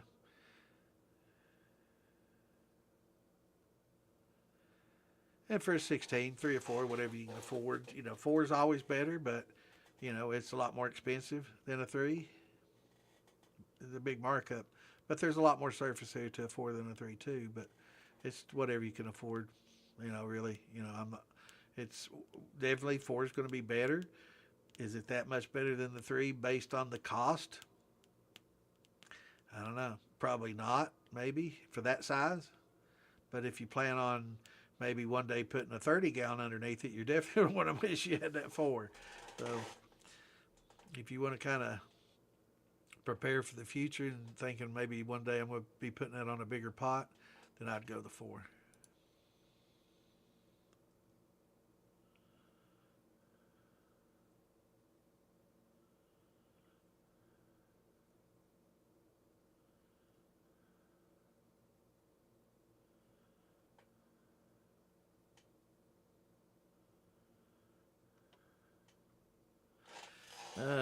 Infusion jars. Yeah, infusion just like a mini thumper. Let me get you a picture of an infusion jar, and you can see what I'm talking about.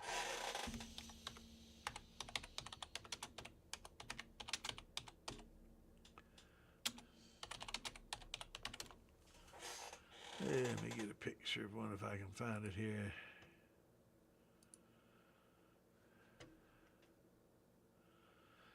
Perfect. Well, it doesn't have bypass on it. It ain't perfect. Hell with that.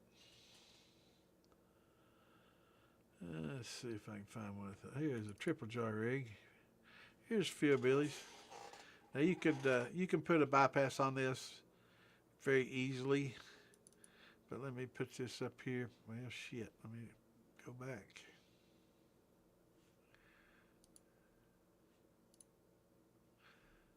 Okay. Just capture that. I don't think old Phil Billy will mind. Maybe wait a minute. I better contact Phil Billy and ask him if I can use this image.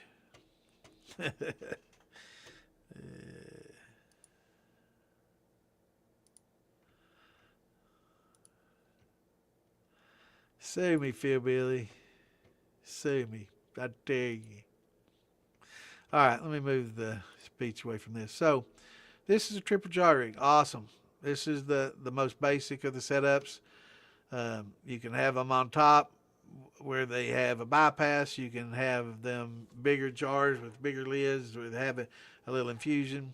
But you can see the basic principle. This is coming in, going through the bottom, right? So from the left side, what you see on the left side is your input, because in always goes down. Your downcomer always goes on your input side.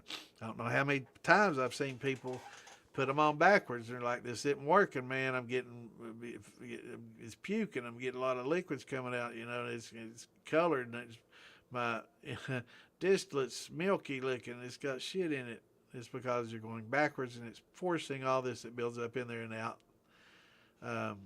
You don't want to do that. So you want your input be coming from the left, and your downcomer is always on the input side. That's the downcomer is the piece of copper through the jar lid that goes to the bottom almost. You definitely don't want that touching the bottom. You want it a little bit off the bottom. And if you infuse with solids, don't force your jar up and force cherries into that copper line, or you're going to create some back pressure that may cause some explosions and some issues and some death. So sometimes people will put a little elbow at the bottom of that, so they don't when they push it up there.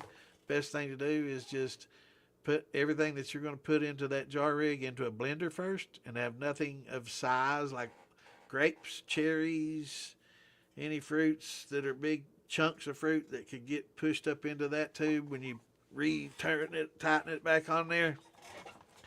Yeah, you don't want to do that. Now that's the basic jar rig.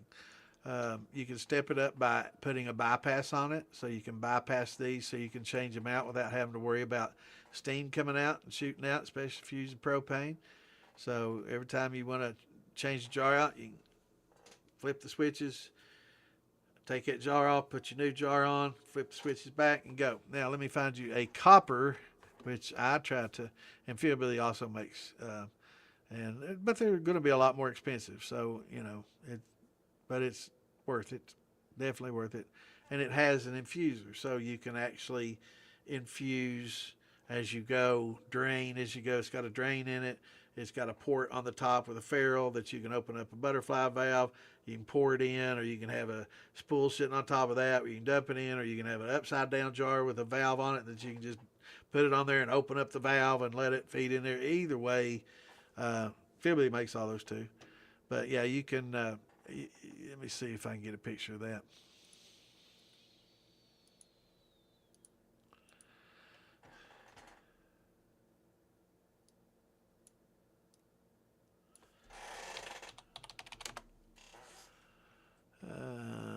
Here we go. Another Fieldbilly special. Damn, you think Fieldbilly's cornered the market on these, man? I pull it up on Google and boom. I don't even see another one on here. So, yep, I guess it pays to get your shit out there, bro. All right, here we go. Let me add this. This is something else you can get off Fieldbilly, and this is what I recommend. It's going to be more expensive, but it's going to be far, far better. Now, this has the jar I was talking about that you can put on top of there. It's got a tri-clamp, and you can open that up and just dump it. So when you're done, you can close that valve. You can unclamp that jar. You can take it off there, take your lid off, put more fruit or puree or whatever you're infusing, coffee like we were talking about earlier if you want to infuse with coffee. And I will say the drain on the side there, I would probably go with a little bit until you put maybe a 1/2 inch or a 3/4 inch drain on on it. But you can retort that. Anything that builds up to that level can retort back into the steel and start adding flavor to the steel that and kind of increase the flavor of what's actually being cooked and keep cycling it through to get your second and third runs like I try to do sometimes. But yeah, you can see where it's got the port on the bottom and the drain on the bottom. The port on the top, drain on the bottom. And you got your inputs and outputs, and you can bypass that as well. You open up your bypass, that'll take some pressure off this jar area here, so you can open it up, but you just shut that valve, and it's going to act like a thumper while that valve is closed and you're replacing that jar. Another good way of doing it. But that's what I'm talking about. That's going to be your safest way for sure. And again, you get those off Hillbilly. Definitely going to be more expensive than jar rig because you're dealing with copper. You're dealing with man hours, or you can make your own jar rigs. But be careful with the jars and don't try to infuse a cold liquid into a hot jar, or it's going to break in your hands or immediately. So you're gonna, if you do the jar and you want to replenish those, I recommend just having another jar that's hand cooled, and that you have that in. You can just screw it in by hand. But if you want to try to dump the jar and have a hot jar that you're going to reinfuse fruit juices in or whatever, make sure those are heated up to at least 150 degrees, because that jar is 200 degrees coming off there. It's 190, 200 degrees. It's the same temperature as the distillate just about coming off that, so, or going through it. So it's hot as fuck. So be careful. And safety. And this is safe. This with a bypass, much safer than the jar rig for sure. And you can make we were talking about the gin, the gin basket kind of thing. You can do that with this, right? You'll have that port in the top. So instead of having that jar there, you can open up that port and have you like a little screen basket that you can drop in and pull out, or you can put a little bit bigger, maybe a 4-inch ferrule on there and a 4-inch cap, and open it up and have a 4-inch basket that you could drop in and out. Would probably be a much better. Maybe I'll talk to him about making those. But yeah, that's what I've been pushing a long time is making those top jar rigs instead of these. It's a lot safer. And you can put several of these in line as well. Just like the jar, you see where that output is, it threaded? You can go right into another one.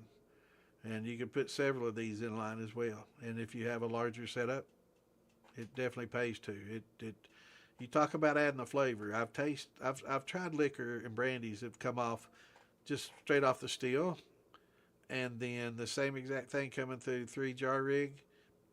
It definitely adds a lot of flavor. It's definitely the way to want to go for the brandies.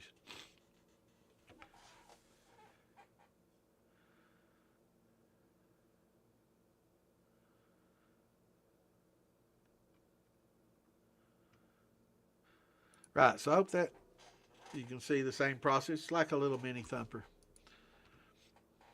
Or you could use a thumper and just put an infusion chamber and a drain on it. If you have a thumper already, just weld your little ferrule in the top, 4-inch, 2-inch, whatever. Put your, butterfly valve up there with a spool, so you can just fill your spool up, open up your bypass, dump that, close it, and do it that way. Either way works great.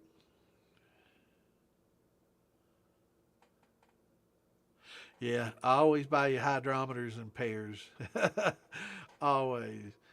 If you own two, you'll never break one. If you own one, you'll break it every time. It happens. I bought one, broke it in no time, and then I was like, hell with that, I'll buy me two. And I haven't broken it since.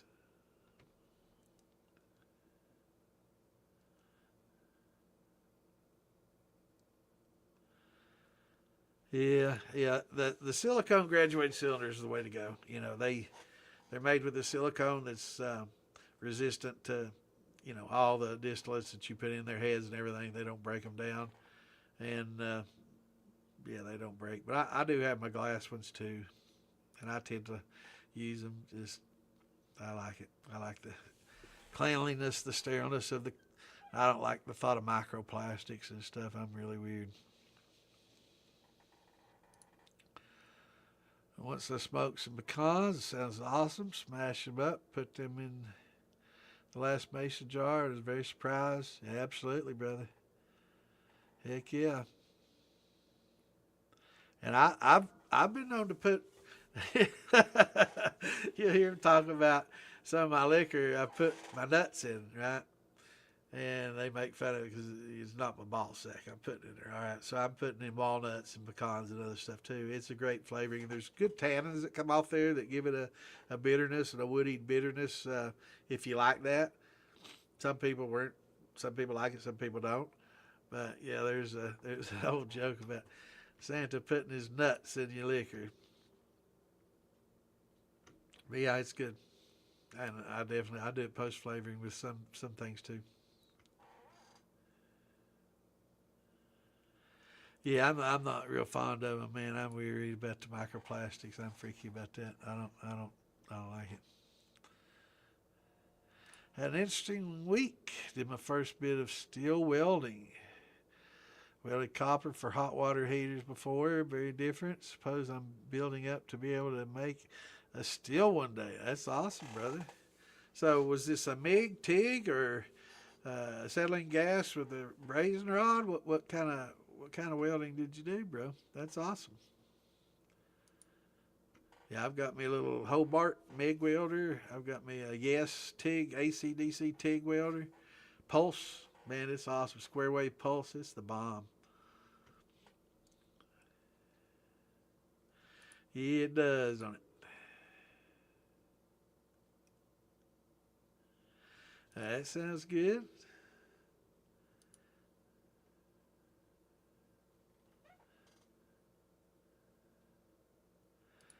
There's lots of milk cans out there, brother.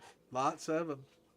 Um, if you know somebody that welds, just getting a keg and putting a good ferrule on the top of that so you can clean it out. It's probably as good as anything. It's got handles. It's solid. It's so solid, right? But it doesn't have that flat bottom like a milk can that you can cook, heat on a plate or a stove. So there's that's the difference. The milk can has that has a bottom just like the bever. Um, so it's going to be something that you can put on a flat burner or a plate burner or an induction burner if it has, or you can put a plate underneath it if it doesn't. But you just have to get online. Just do a Google search and check marketplace and just type in stainless steel milk cans and just find one that's big. And then once you get one, let me pull that back up here. Yes, there it is. Once you get one in the very top, you'll just have to cut it out and weld you in a ferrule to fit the lid. So you'll remove the lid or cut the lid out where the handle is and put you a ferrule in there and just, go try clamp after that. But if you start searching around, you'll find that there's lots of stainless steel vessels out there. And used for many, many things. And you can get some decent sized stainless containers. I don't care if it's square; it'll still make good liquor. If you can get a fire underneath it and get an output at the top. I don't care if it's a square box. You can still make some good liquor out of it. Submarine pots, they don't have a big cake coming up. They put a cap on it, and you can put a cap on a box too. So, you can find a lot of stainless steel vessels out there for pretty cheap. Even some old fermenters. Hell, you can turn them upside down and heat the bottom and come out the top. I mean, there's a lot of things you can do. If you can weld, you can make about anything you want.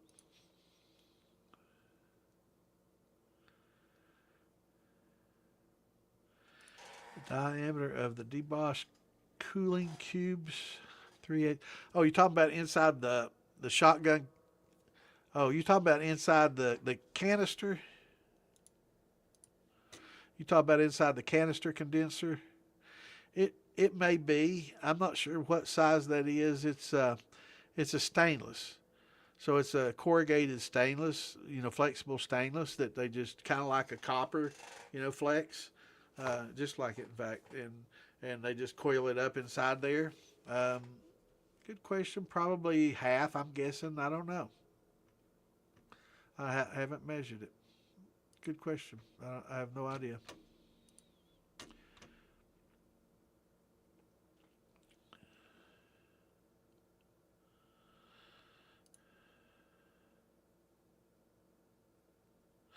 All right. Now, when we talk about cutting it, we talk about proofing it down, and you can proof it down if it's an apple brandy.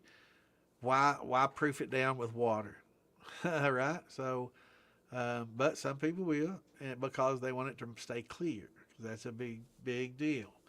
Me, I don't care what color it is. If it tastes good, you know, I'll drink it. You know, people say, "Oh, it looks like piss." So does white wine. I drink the shit out of that. So, yeah, I drink apple juice. So does it. You know, there's a lot of things that look like piss I drink. So I don't think about I'm drinking piss. So I don't know where your mind's at when you think like that. So, but it's becoming more and more acceptable to to proof with different things that add flavor. And we don't have to say, "Oh, it's clear. It came right off the tap just like that. That's mine. And all that flavor's me." Okay, so you got bragging rights, but it doesn't have that much flavor. This has more flavor. It tastes better. So I'm happy for you, but I'm going to drink this, right? And it's changed. People are changing on it. I'm changing on it. I used to be one of those guys, right? I used to be one of those, oh, it's not clear. It didn't come off the tap. Tastes like that. It's post flavored and all this. So what? It still tastes better, you know? So, but just with shine and stuff, and if you want to make a bourbon or something like that, a whiskey or something like that, you're going to cut it down with probably some distilled water, and you want to kind of lower the pH of that a little bit. So you put a little citric acid in there with it, so we don't create some soapies.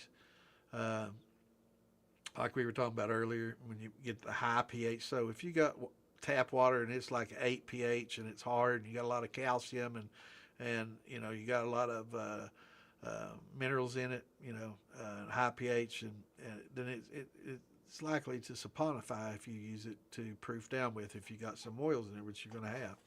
So distilled water or well filtered water, not from a well filtered, or well water. If you got good well water that doesn't have iron in it, is any water's fine as long as it's not high pH and you don't have a lot of mineralization. So, but the mineralization is good for distilling and mashing. It's just not good for finishing and proofing with. But when we're talking about proofing, sometimes we come off the still at 160, 70 proof, 150 proof, and that's just a little too hot to drink, for most people. We want to keep our livers from quivering out of our body, and so we proof it down, and generally with either a fruit juice, if you don't mind post flavoring, and you want to have that good flavor, or if you want to maintain the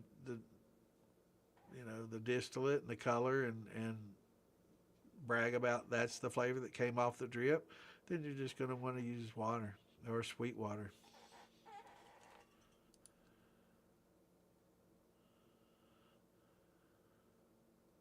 Yeah, Philly might have some milk cans also. I'm not sure if he has. I know he's got kegs out to Yazoo, and I just recommend kegs because they're cheap. B, sitting in the corner, it looks like a beer keg, and D, they are so thick and sturdy. Did I mention how sturdy they are? You don't have to worry about those things imploding. I don't think I've ever seen a beer keg imploded from not having even running thumpers on them. I'm sure you could, but I've not seen it. They're pretty sturdy and last you a lifetime.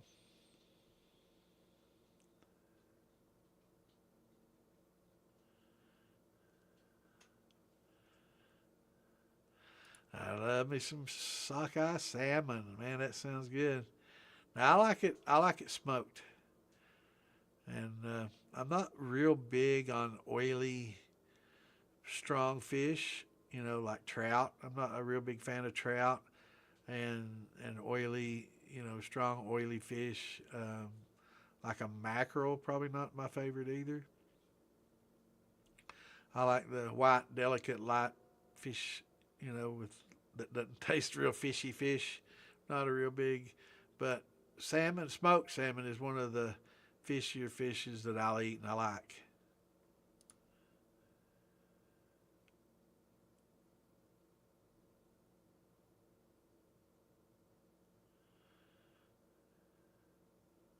Yeah, and a lot of people will get these what they call motor home filters that'll go right onto a garden hose. You can get these Brita filters that'll fit on your kitchen tap that'll take most of the stuff out. Those are fine, if you're making a wine that you want to enter into a contest and set the world on fire, then buy distilled water. You know, and ferment that, or get some distilled water and do that, and you'll, you know, won't have any issues, because wine is the final product that you're drinking. You're drinking the mash, but after the distillation, you know, it's not going to, using tap water versus that, as long as it's filtered and you take a lot of the chlorine out. If your municipality uses a lot of chloramine, that's a different thing. That's going to be a little bit harder to filter out. Reverse osmosis, I use that, and especially for proofing, it's great. RO water is great for proofing down because it has nothing, but it's not so great for fermenting. You know, because you want to have calcium and some other things in there. So if you want to use RO water, I mean, if some people have a lot of iron in their water and they just don't have any other choice. And if that's the case, use RO and just add you some calcium and some gypsum back into that. You can get calcium carbonate. You can throw the crushed coral and oyster shells that we talk about in there, and add some calcium and harden it up a little bit. You can also throw a pinch of gypsum in there. Make sure it's pure gypsum, and boost it. But that's for distillation. I wouldn't do it for winemaking. For winemaking, I'm going to go with a distilled wine or a distilled water, and that'll because you really want to. And that and beer, you want to really have a good, clean start with your water. It's very important. For grain mashes that you're going to make whiskey, a little less important because you're distilling it, but still, you want to have some good, clean water. And iron is something that you don't want. So if you can, you know, most of those filters will take the iron out, though, because it's pretty heavy. It's a heavy metal. So most of your, you know, Britas and your motorhome filters and stuff like that are going to remove that. So those are a good place to start. And they make perfectly fine.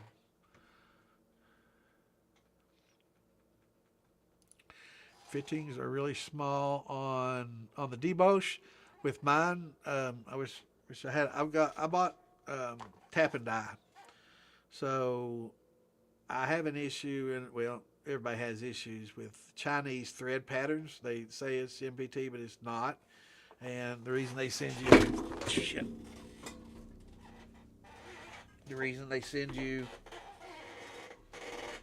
oh, my keyboard just dropped off. The reason they send you a big old wad of Teflon tape is because the threads are screwed and they know it.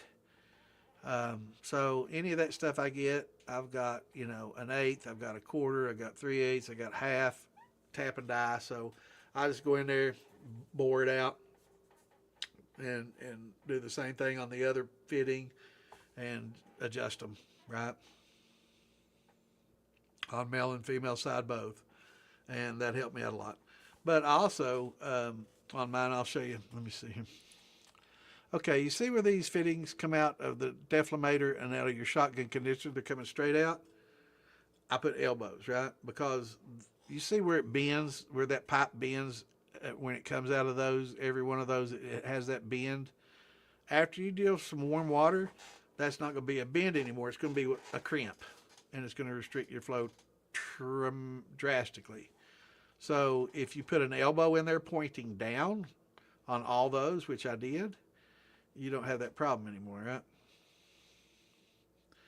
Because the hoses just drop straight down. They don't crimp. They just curve over to your other stuff. Yeah, you definitely want to replace those with elbows. They're not quick disconnect anymore. They got the barbs, but I don't take them off anyway. So I keep it all together. I'll rinse it and together. It's not a big deal. But yeah, put elbows on it and get you a tap and die. They're cheap.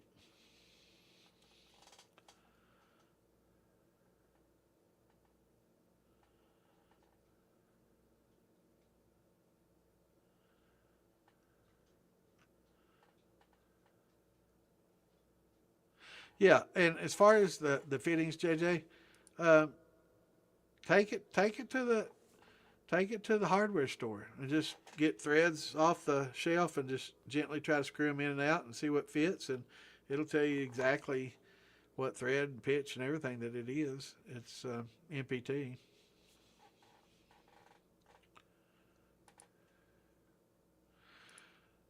What's going on, Richard? Good to see you, brother. Oh yeah, we're still hanging, brother. Yeah, it's been a pretty good show. We got some beginners in here working with and going over the same things. How are you and Charlene this evening?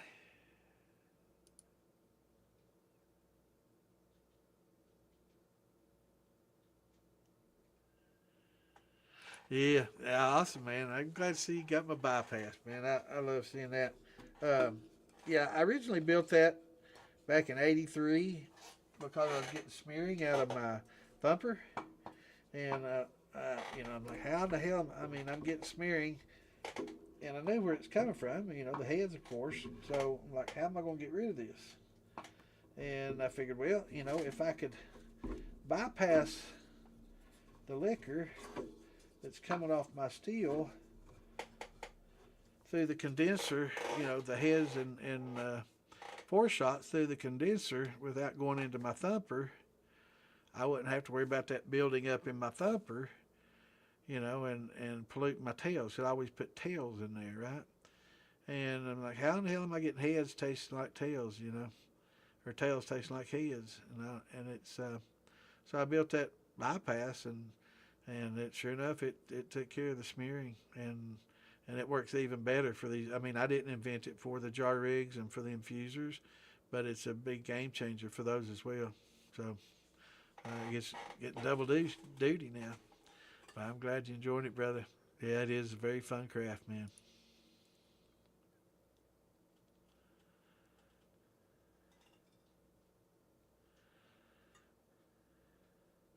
I've I use the on my football steel. I just uh, I just use this right here, the shotgun condenser that I got off of this column. It's a perfectly fine, and I just go 2.5 into two, and I'll use that tube to get it. I've got a foot long tube that I'll use to kind of come out of the side of the um, football, and I got a 2.5 to two, and from there it's all 2 inch, and I go straight across with a spool and into my shotgun condenser with one of my setups. I with once you start using the ferrules and tri clamps, you can start creating a lot of different setups. Let me take it down. I don't know if I have.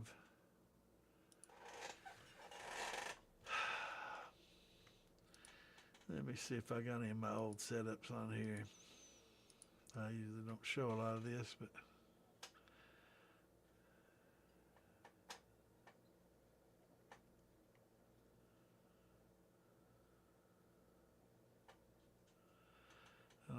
they're not going to be on this new PC.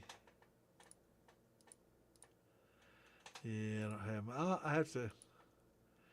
I have to show them off sometimes, man. I've got some. For those been around a while, that been around for years, they've seen me back in the days when I used to show people.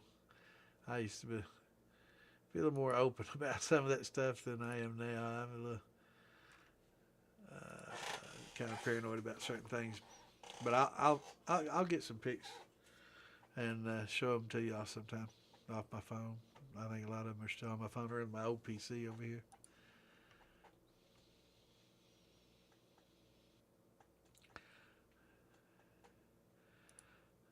I think he got the deboss, which is this right here. This is the same. This is what he's got. Clamp. Deboss is a seller on eBay. That's who I got mine from, actually. Before I knew, it was probably before I knew, might even be before Fibble even had them. I've had a long time. Yeah, I think it's before Fibble even carried them.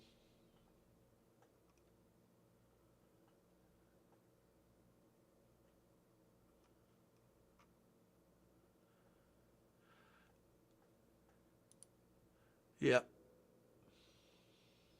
Oh, yeah, the ones that go into the Yeah, and the top, the lid ones are a 1/4 inch too. The little valves on the lids and on the football, 1/4 inch. I might have. I'd have to look. I don't know. I don't think I increased mine, but I'd have to look.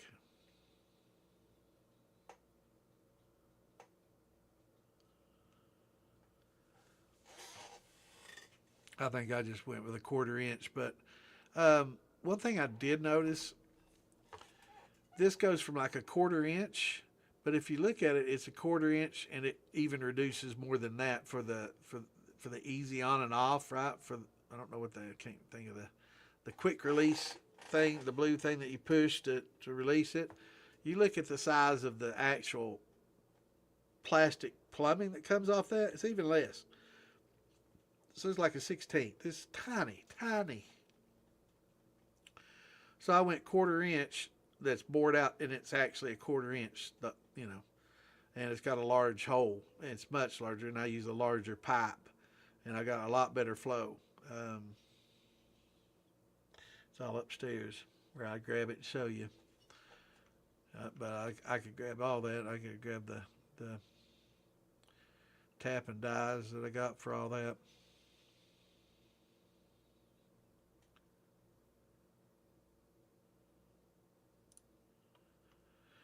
But yeah, I got decent flow though after I tapped it out and just went with a copper or brass elbow.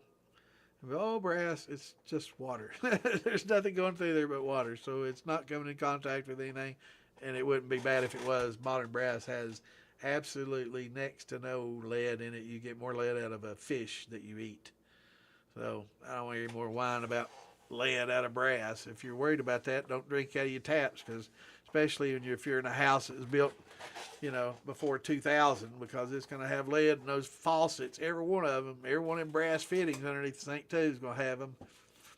Every brass fitting that goes between galvanized and copper is going to have them.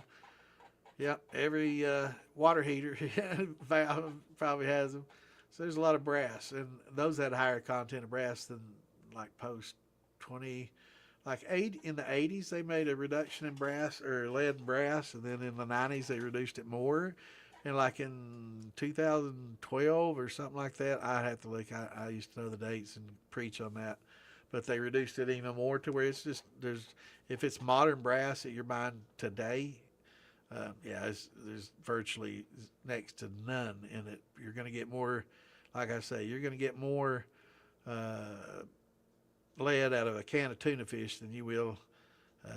And not because of the can, it's out of the fish. You're going to get more lead out of fish than you are out of the faucet. So quit eating fish. And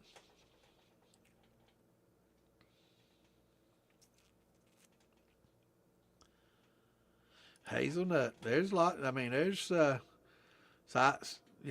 honeysuckle. Yeah, you can take lots of different plants. I mean, and flowers. They do what's that? I'm trying to think of the blooms that people use around here. Can't think of the tree.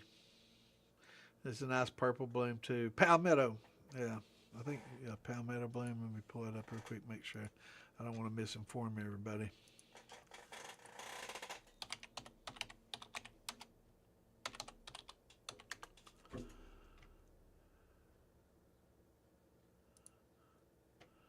No, it's not palmetto. Wait a minute. It's not a palmetto. What is that?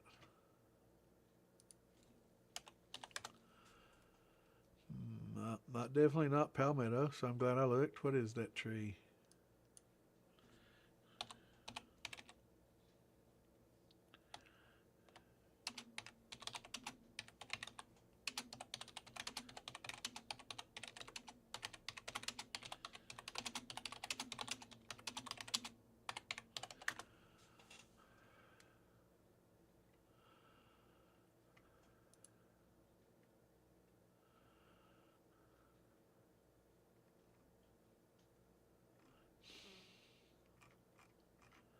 Hard to see.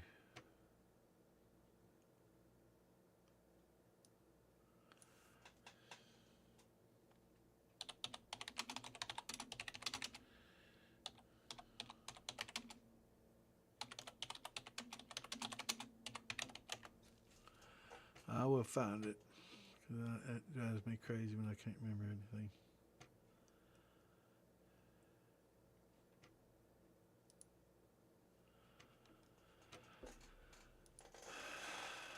Shoot. You think you find something? It's just some.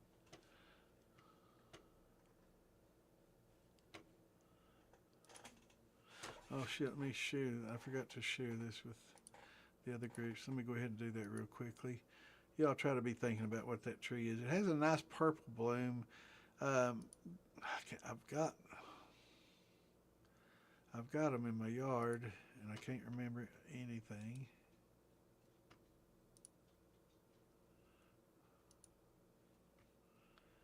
Let me post these links real quick. But they have a real nice purple bloom. They're really easy to grow, and they spread crazy. Um, Damn it, I knew better. Okay, let me go back to here.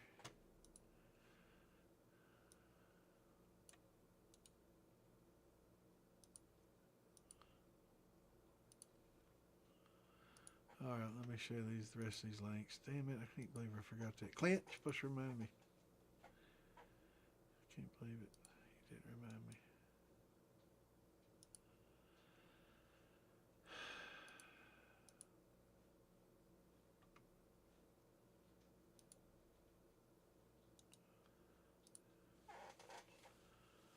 Okay. Let me share these on out. I can't believe it limit me so short this time, man. I hardly had any. I'm going to have to give a little message at Facebook and see if I can improve on that. Maybe if that's Facebook verified and paid monthly or something, I'm sure I'd get a little more.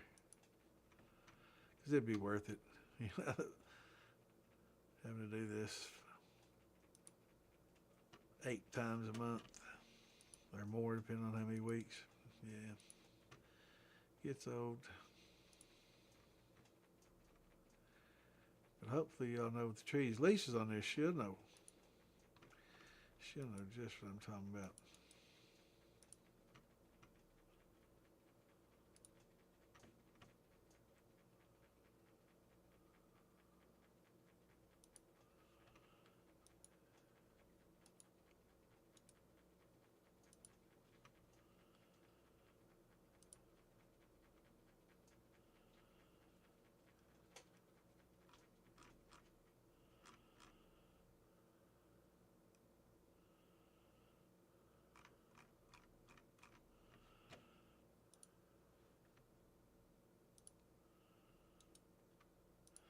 Just 1 second. I'm going to be down here.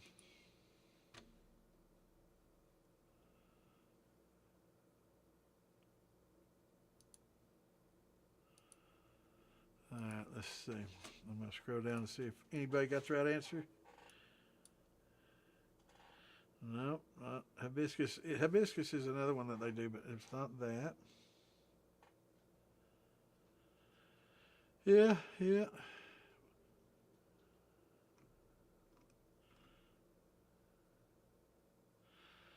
Not redbud, but redbuds are also good.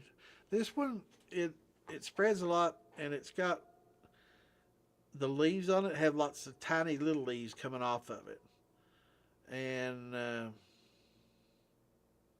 it has a pod, kind of like a big long green bean or like a coffee tree pod, but it looks like a big long green bean that comes off it. But it has big purple blooms in the fall, and really easy to grow. No, not lilac. Let me scroll back up here and click that. Let me go back here and see.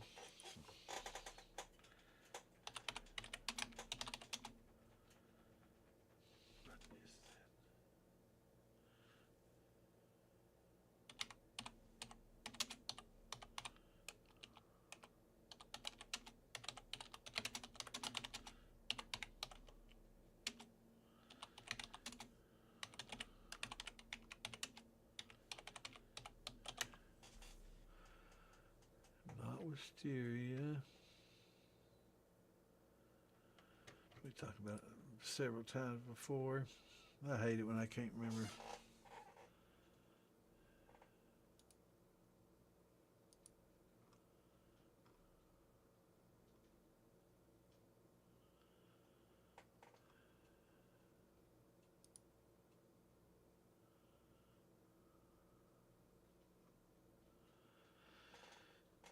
Yeah.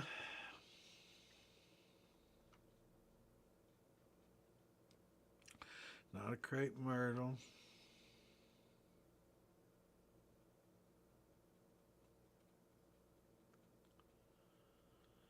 I can't believe my mind. I can't remember. A year ago, I could have told you right off the bat what that is. Now my mind is just not quite what it used to be.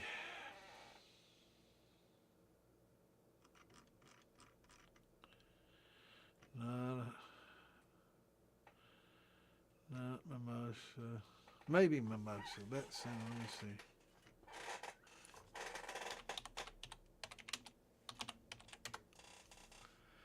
Mimosa. That's right. Mike gets the gold star for the night.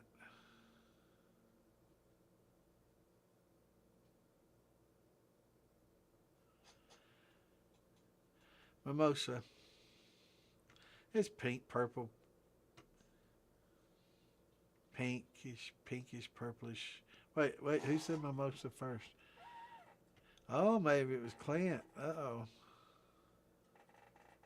Clint and Scott said it about the same time. It is kind of pinkish purple. Might be a little purpley. I don't know. It is the mimosa though. I looked it up. Anyway, so the mimosa flowers, a lot of times they'll infuse those in some of the botanical gins and stuff that you can get. So there's in mimosa wine. Um, yeah.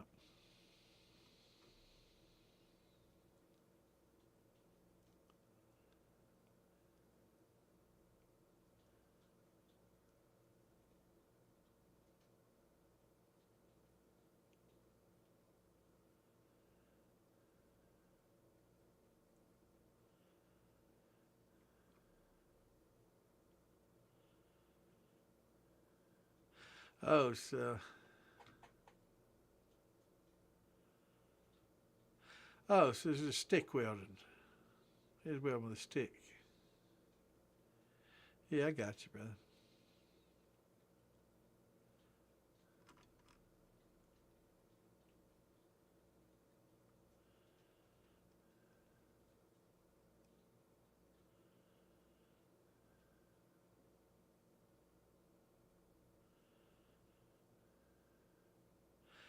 Yeah, I'm not big on trout.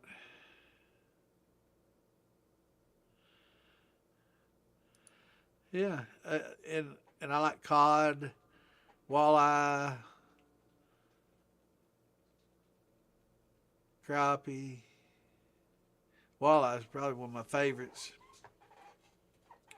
But yeah, any of the whitefish, And I like grouper, snapper. That's about snapper probably about as fishy. Gets a little fishy on the fishy side, not so bad.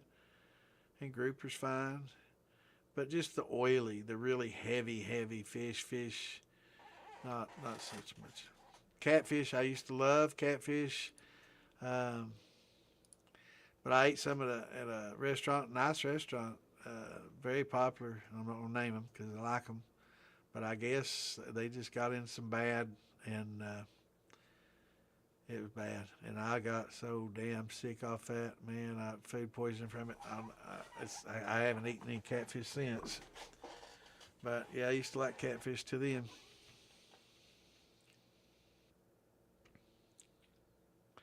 No, no, you don't want iron.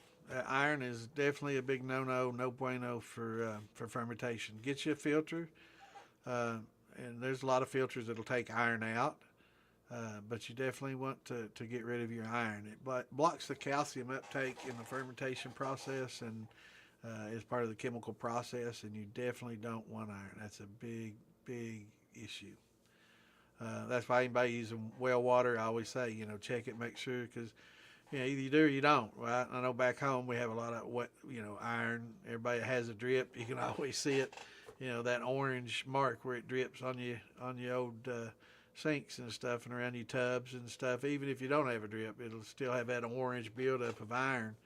So if you see that, your water's not going to be that good for it unless you run it through one of those filters that'll remove it. You can use an RO filter, and that'll definitely take it out. But you can also use these Britas and other filters. They'll remove the majority of the iron and make it to where it's suitable levels. But definitely a reverse osmosis would pretty much take care of all of it.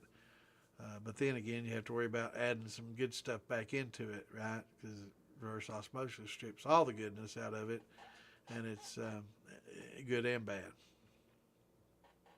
So maybe just a regular, like we were talking about, the Britas and those type filters, they'll take out all the iron that you need to take out.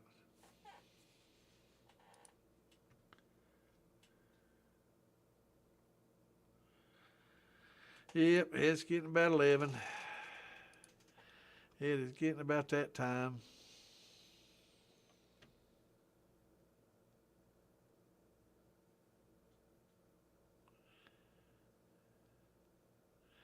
So you got the half, yeah. You might look at those. Those might be so thick that I might have gone. I can't remember if I went. I might have gone to a 3/8 from that, a quarter on that. I can't remember. I think I might have gone up a little bit. It's hard for me to remember though, JJ. I'll look and have an answer for you Tuesday though. I'll go up as soon as this is over and dig around in there and look.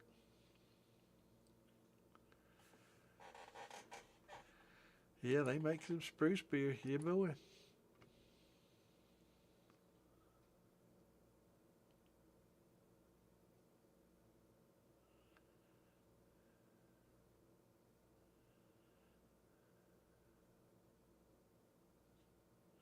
Yeah, I'll look at it and see. I got the same exact one, so I'll look and see. But I do know the ones on the lid, those little valves, those little brass valves on the lid and on the football. I'm pretty sure those are quarter. But on the flag and the condenser, I can't remember. But I remember I did replace it with all elbows, brass elbows, and I'll look and see what size that is.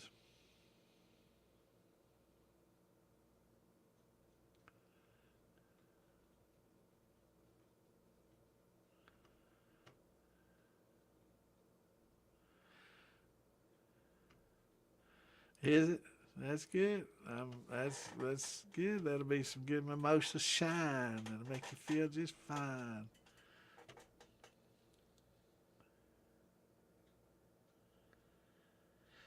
Yeah, man, I couldn't deal with that.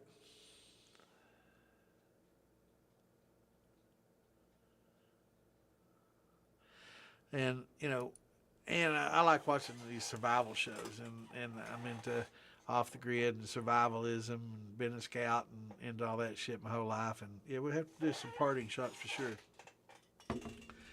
But one mistake on these shows always is they never prepare for the long run. They catch these fish early before it starts getting cold, like in Alone and all these others.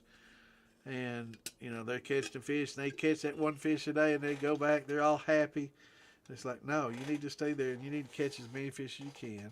You need to fillet it very thinly, and you need to take it up there and smoke it. You need to build your little smoker and smoke that shit. Keep the bugs off of it and smoke it.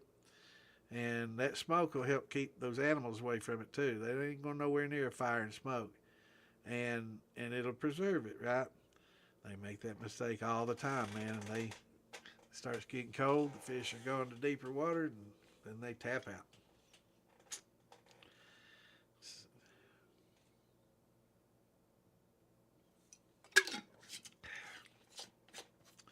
But for meat preservation and fish, it's a must, man. Those Inuits, man, they know how to live like that.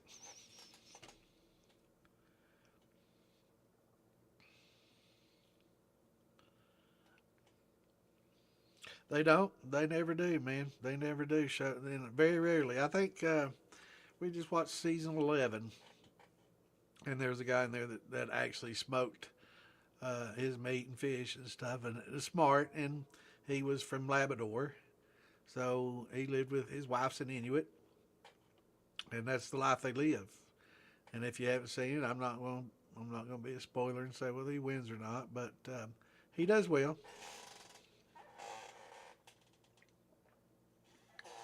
They live in the closest place in the world, Labrador. But yeah, if you're going to be on those shows and you're going to survive, you better be preserving your food and figuring out a way to keep it away from animals. And they won't come around the smokehouse.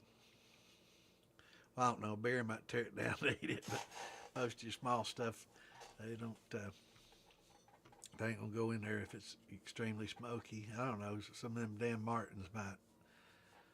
They're pretty mean, aren't they? They're cute as can be, though. All right, well, it's 11 bells. It's been a good Saturday. Had some newbies in here, some beginners. Love it, love it. Welcome to all the new folks coming in, and welcome to those listeners that are new. And we're on here every Tuesday and Saturday, 8 p.m. Eastern. We'll be back on here Tuesday, 24th. But we will not be here the 28th. This next weekend will be an off day for us. So just get Clint's email address and just aggravate the shit out of him. I'll ask all the questions to Clint. So yeah, just hit him up on Messenger and just ask any questions. Just hit him up. He may have left us already. He's worn out. But anyway, thanks everybody for tuning in. We will see you all Tuesday. Until then, everybody have a great weekend. Stay safe, stay warm. Peace out, shine on. Love you, appreciate you, and see you Tuesday.